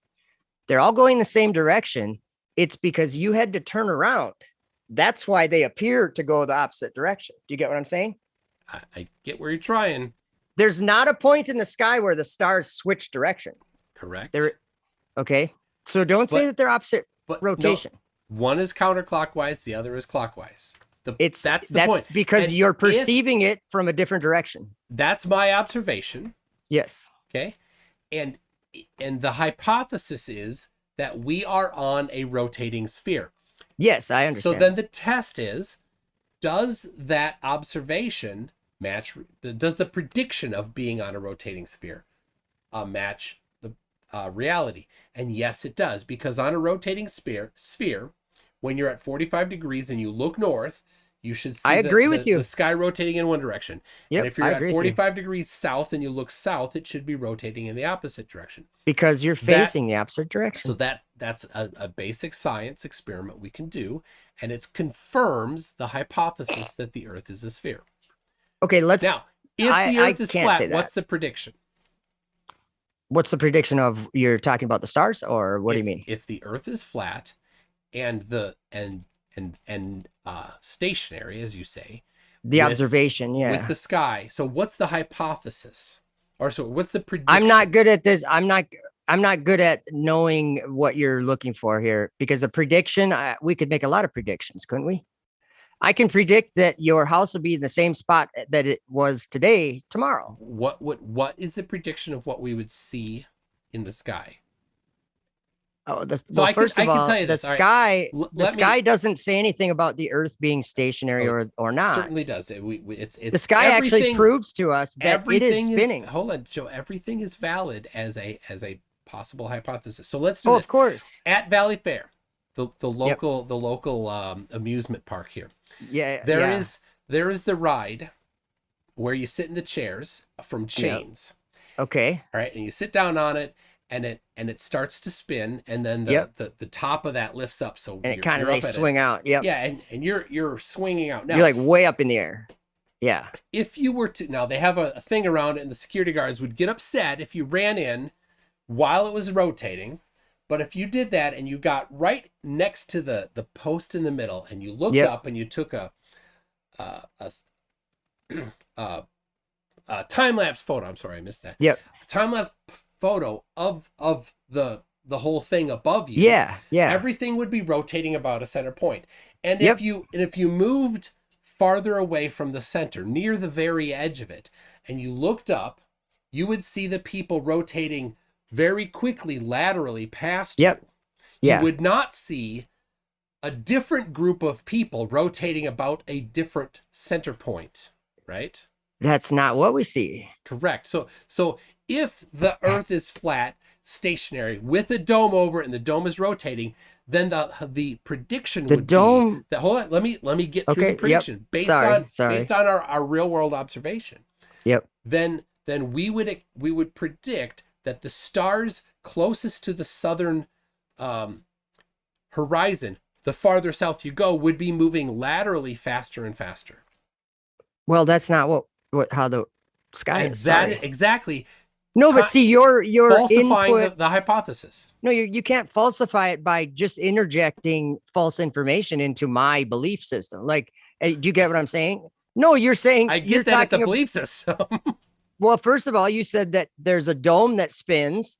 That I don't think there's a dome that spins. I think that there's stars in some, like, in a realm above us, that the stars are moving in like some kind of like medium. We might call it dark Okay. matter. Okay. Right. I think Okay. that's what NASA would call it, dark matter. No. Right. Okay. Then what would they call it? What's darkness according to NASA? They would call it dark matter. No.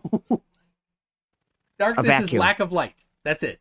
A lack No, of I know, light. That's but darkness. they're saying that there's a space, Yes. there's an area, and where there's there no is light. something in that or area. very little light. When we look at long distances through, you know this, Toon, when we're looking long distances through into the night sky, what is the phenomenon that happens that distorts what we're seeing, or the theory of what it is? What do we call it? It starts with a D.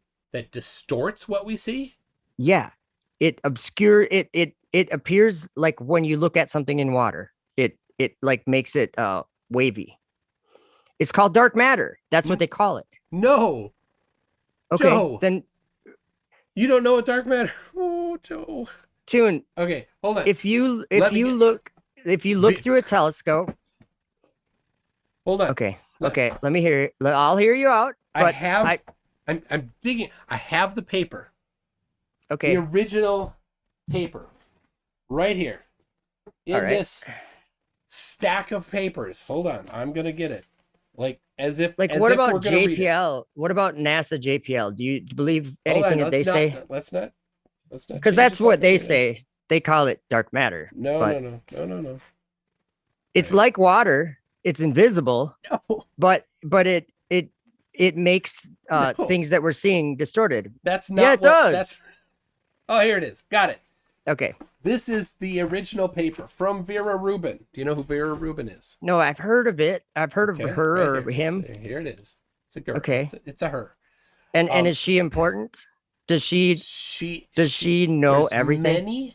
Many very important things. One of them is that she upset a long-held position in science. Okay. Science is ready to be falsified. All Okay. of science is available to be shown wrong. All of it. Mm-hmm. But You it just have to do it. A lot of it is such a strong belief that it can't be overlooked. It will have resistance. Even if it's right, it will have resistance, very likely. And she had resistance to this. Right? When she first came out with these things, people like, nah, you're wrong. Yeah. But it's a good size paper, and she went on to support it with lots. It made her do her work, right? And that's the point of science, is that you don't just get to roll in and say, you're all wrong, you're all wrong. You need to show very particularly how you're wrong. Kind of like when I show you that the ground never moves, and you still think it's rotating. Exactly, just like that claim. Okay, and cool. And so she went with her. She had a team of people, and they showed very meticulously that a long-held position in science was not correct. And this paper is also about dark matter. It's the beginning of what came of the other end of it, popping out the dark matter hypothesis. So it's like theory, but it's like theory stuff. It's a hypothesis. It's more of a hypothesis. There's, I suppose some people would call it a theory at this point. I'm not certain. I don't. Anyway, hypothesis. That's probably good. Rotational properties of 21 SC galaxies with a large range of luminosities and radii from, and then these particular like things about the. So she measured the rotational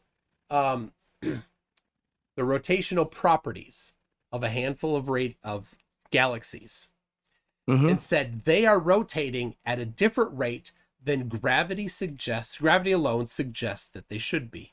So I know about this. End of this, people said, okay, there's more gravity that we at the end of like the farther out from a farther out in the star, galaxies, right? So the hypothesis then was there's something that we can't see. There's some matter that we cannot see. Something happening to make it move fast, like adding to the gravity. That's what dark matter is. It is matter that we cannot see. It does not affect. Yeah, that's what I just said. It does affect the things we see. No, it specifically does not affect the things we see. That's why they call it dark matter, because we do not see direct effects because of dark matter. So I think that I'll send you a link to NASA JPL. You do that. All right. So you might have been thinking of refraction. Let me. No, it's called dark matter. All right. I want to see that. All right. I will send it to you. Pat G says, off topic, Pennsylvania is the dirtiest state. No lie. The best way to get from Blue Ball, Pennsylvania to paradise is through Intercourse, Pennsylvania. Oh, God. Oh my gosh. What a horrible name for what is it, a town or a township or something? Blue Ball. Is there really a town called Blue Ball? Oh man. Are you serious? Norman Dixon says calling it a straight rail is insulting. It's a cisgender railing. Oh. Horrible. Norman, see yourself out.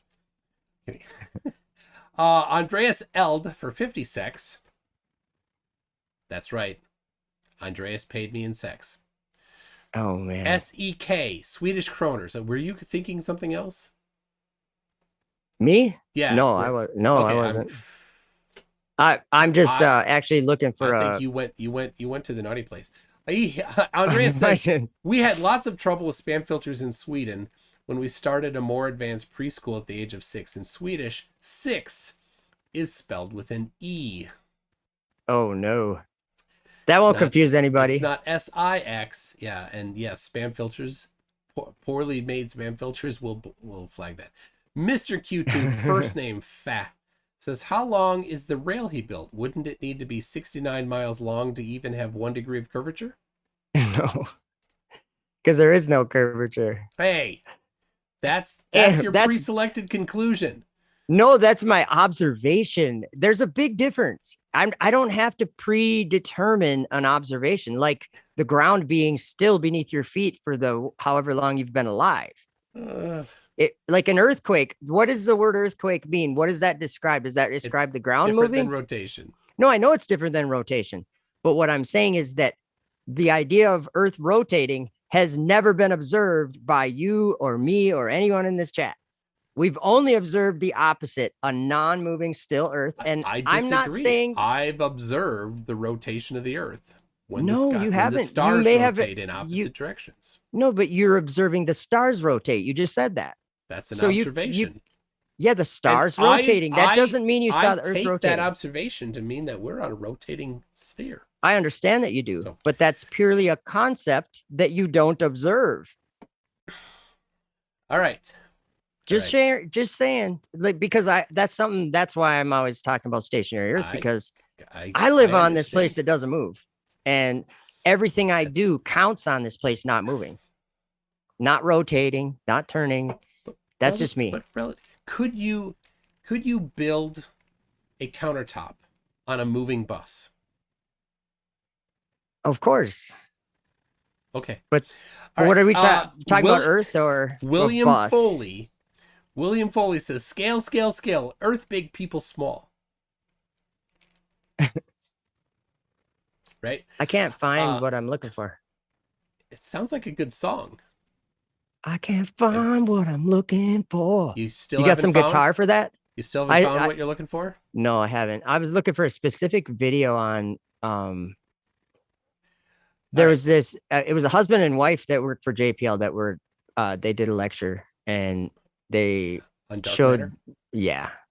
Okay. And they showed you what it does to visually. So Okay. All right. that's Danby I'll try to says, find it.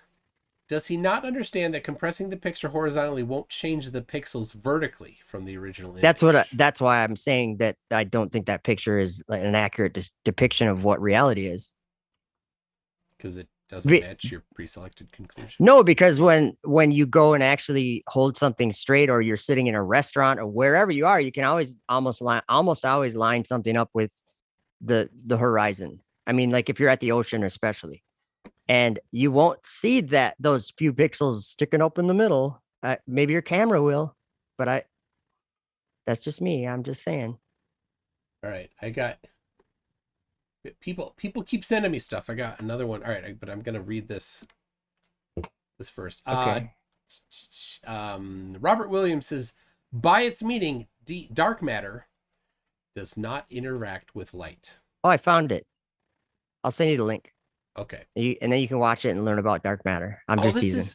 This is a good one. Geistview says you can stand on a glacier and never feel it or observe it moving, yet it can be measured to move. The idea that you need to feel movement doesn't work. Well, of course, you'd have to accelerate or decelerate in order for your body to feel it. Duh. Right, but you can't even feel the movement of it. Yeah, because it's not moving. A glacier's That's not moving. too tough. Oh, a glacier? A glacier's moving. Okay, I missed that But part. you can't I'm feel, sorry. and you don't observe You'd definitely it. feel it if it was flipping over or turning in one day. You'd feel it. But it's not. You'd observe it. It's measurably Exactly, moving. it's not. Debunk of rotating dome local The star. glacier is right. We can measure it to be moving, but we can't observe it to be moving. Right? But we can observe like there's motors in my telescope because the sky moves, and we put them that's why they have the motors, because I don't have to debate this. That's a different thing. We can measure and there's no question that glaciers move, but you do not observe it moving. If you just go stand on it, you can't observe it. If you stand next to it, you can't observe it. If you stand you're saying it's upstream from moving, it, right? You can't observe it. You're saying it's moving. It's been measured to move. So you can observe that movement measured over time, or if you did a time lapse. Using instruments, you can measure it moving. Or a camera, like with a time lapse, right? Yeah. Okay. But certainly with you can measure its movement over a smaller period of time than a camera can, using like with an accelerometer or whatever. Yeah. Yeah. Or a compass and a whatever. Movementometer. How about that? A movementometer. Actually, Yes. That's something I've been looking into getting one of those. A movementometer? Yeah. Okay. I've got the one movementometer more. too. All right. I've got one more viewer submitted video from Lubo in China. to send you.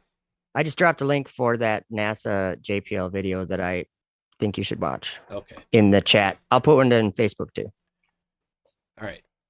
There. Cool. There you go. I'm gonna. I feel like I'm hijacking your show though. I should probably let you roll and well, the your thing. guy that had agreed to show up did not show up, so I'm your patsy then for your you next. are. Yes, thank you very much. Toon just calls me. He's like, "Hey, I got an empty spot," and I'm like, "Oh yeah, man, let's do it." Okay, I just sent you the link in Facebook to that JPL video. All right. Plus, I made a video about it. It's on my channel. So the problem is Lubo, and so I have the audio off because I messed up my audio settings. I halfway fixed it. I need to complete my fixing of it. Because okay. Yeah, the software I updated software, and it broke. So I had to roll it back a couple, like one version, nope, two versions, nope. Three versions. Like Yep, what do they call it? Worked. Like what do they call that? Downgrade. Oh, okay. Fun. So anyway, so I'm not playing the audio because he can't hear it.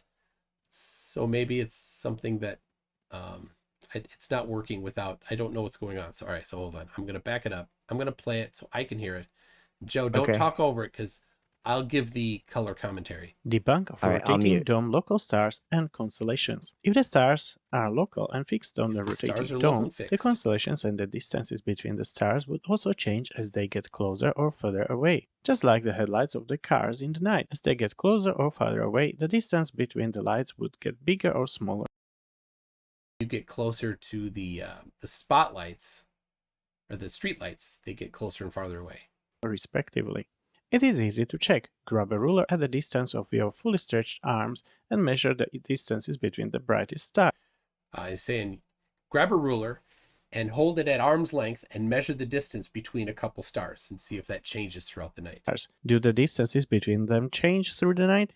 If not, they are definitely not local, but very far away. We know it doesn't change though. If they don't change, we know they're local because, like I said, if we covered it before, they should be ovals. If it's some sort of a flat, and they're all local and they're all the same, mostly the same distance away. Right.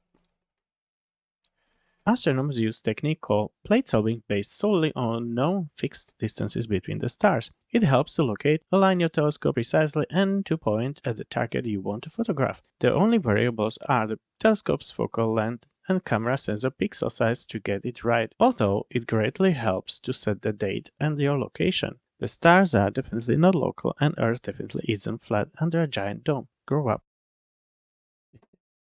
So, all right, so he's saying that, I mean, we kind of went over it enough, I think. So if they're close and local, it should do an oval, but also you should be able to see, unless you're at the North Pole, you should be able to see a distance between them changing, growing and shrinking, depending on whether they're directly above you or on the other side of the dome at the time. What do you think?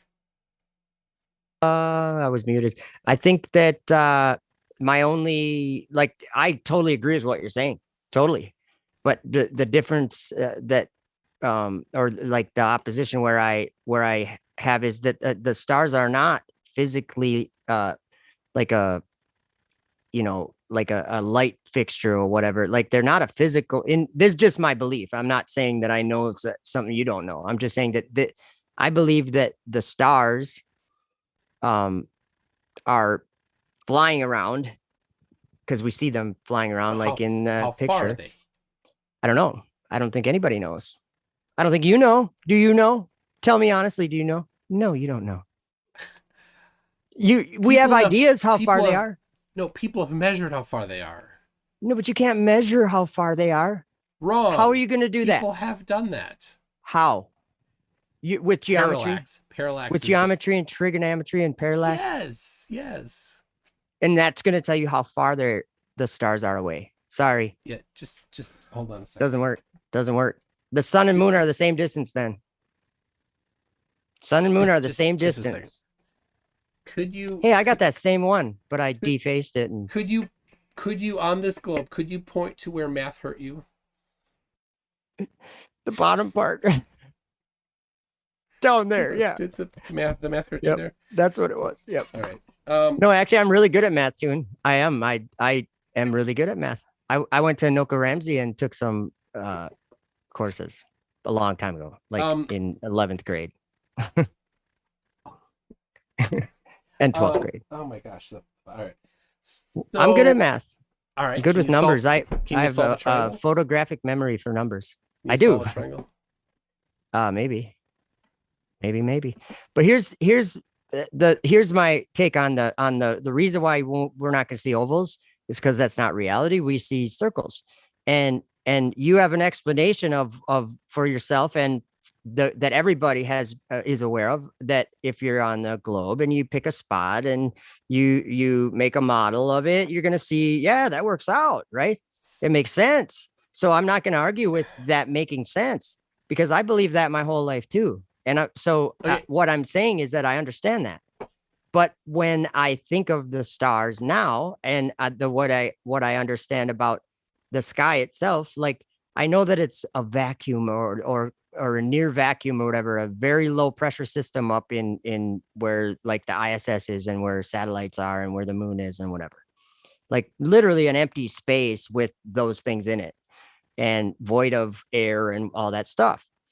But in my belief, I believe that it's referred to as winds in the Book of Enoch, the winds of heaven, and they turn and they bring the stars and all this. So I'm not saying that I understand anything you don't. I'm only saying that what I believe is that what we see is not necessarily even physical.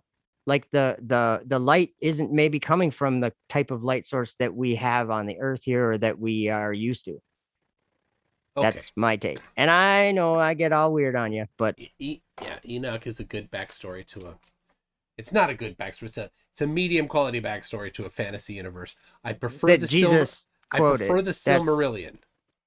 The Silmarillion. I'm not sure what that is. I think it's a little better. All right. Steve 6464 says, why does it have to be 69 miles? Because 70 is boring. No, because that's 1 degree of curvature. Oh yeah, that is 1 degree of curvature. Yeah, 60, if you're into that religion. 60 nautical miles. Lucas Holmes says, just tell the man to dine in a rotating restaurant.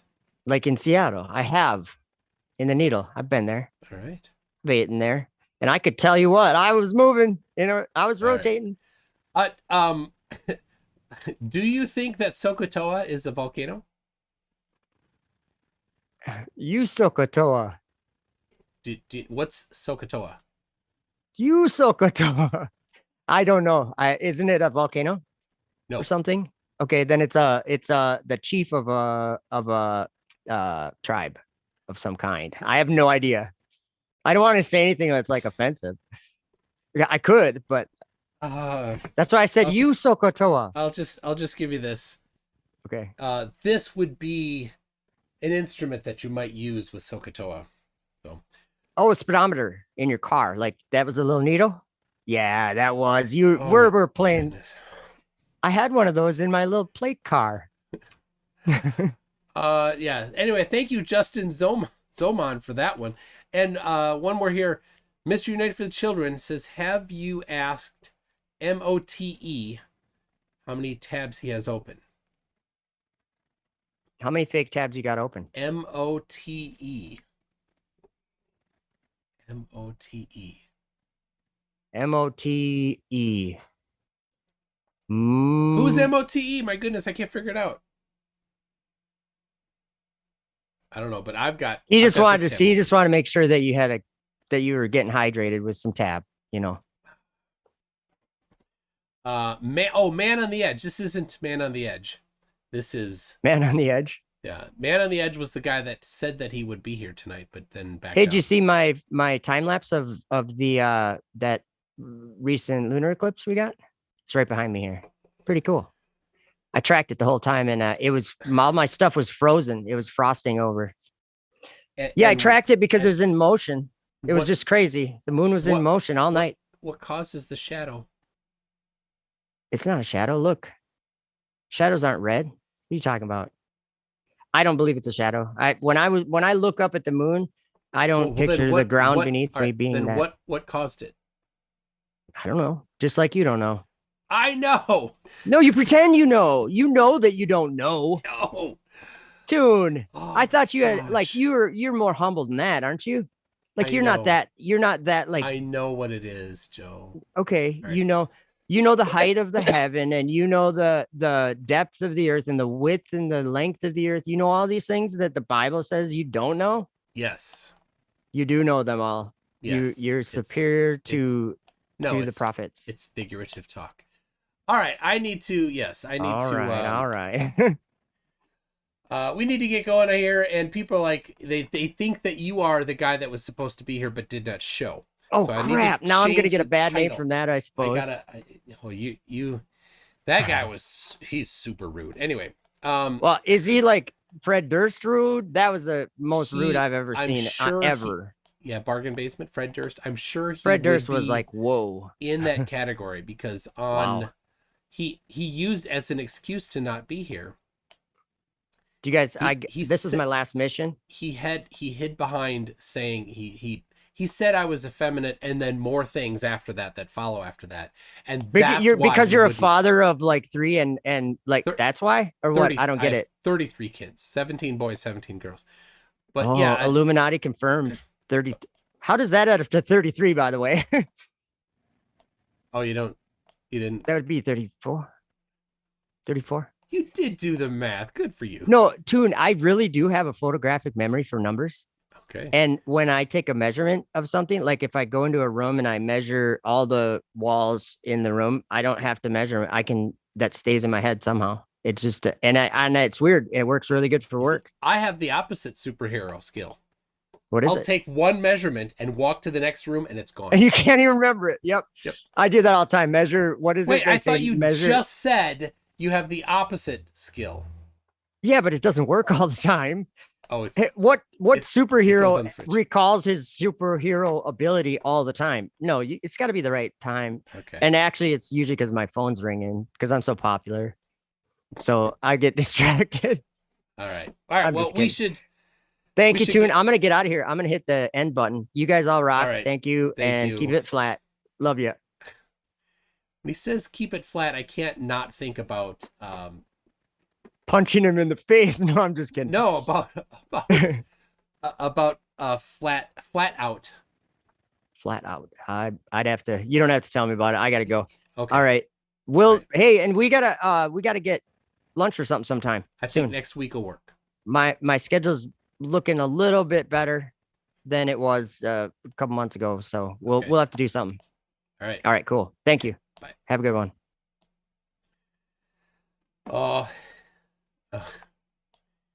He gets it. It's the same thing. They start with the conclusion, and when something doesn't fit, they just come up with an ad hoc explanation. So whatever. All right, one more here. We got Andreas Eld says 10 out of 9 flurfs struggle with math. Indeed they do. Sean 137 says MToon paid Poe. Think I didn't pay him. But who is Sean 137? I don't even know. So he is tiring me. I'm not tired. I am a late. It's only 10:20. I have a few more hours before I'm going to bed. Anyway, I'm gonna go hang out with my wife though. So thank you very much, everybody. A week from tomorrow is the first debate on the SC Toon show. So be sure to have that.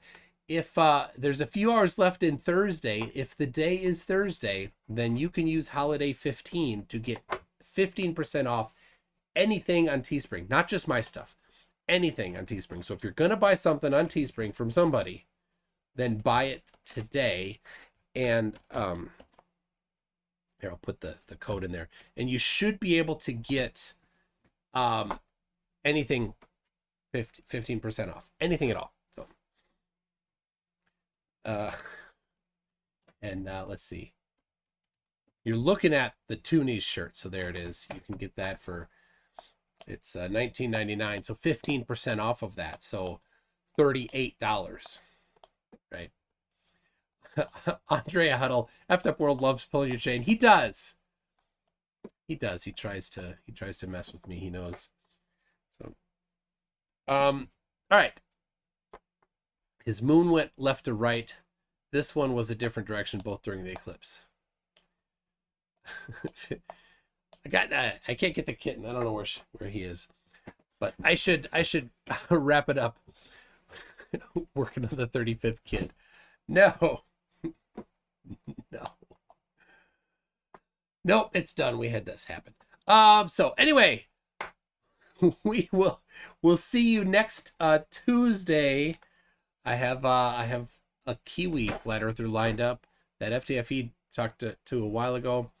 I have a week from tomorrow the first debate on the SC Toon show. So we've got a bunch of things coming up. Thank you very much, everybody. Be sure to subscribe, hit the like button on your way out, and we'll see you next time. Oh, hold on. I didn't prep. I can't just click. Hold on. All right. Now I can say we'll see you next time.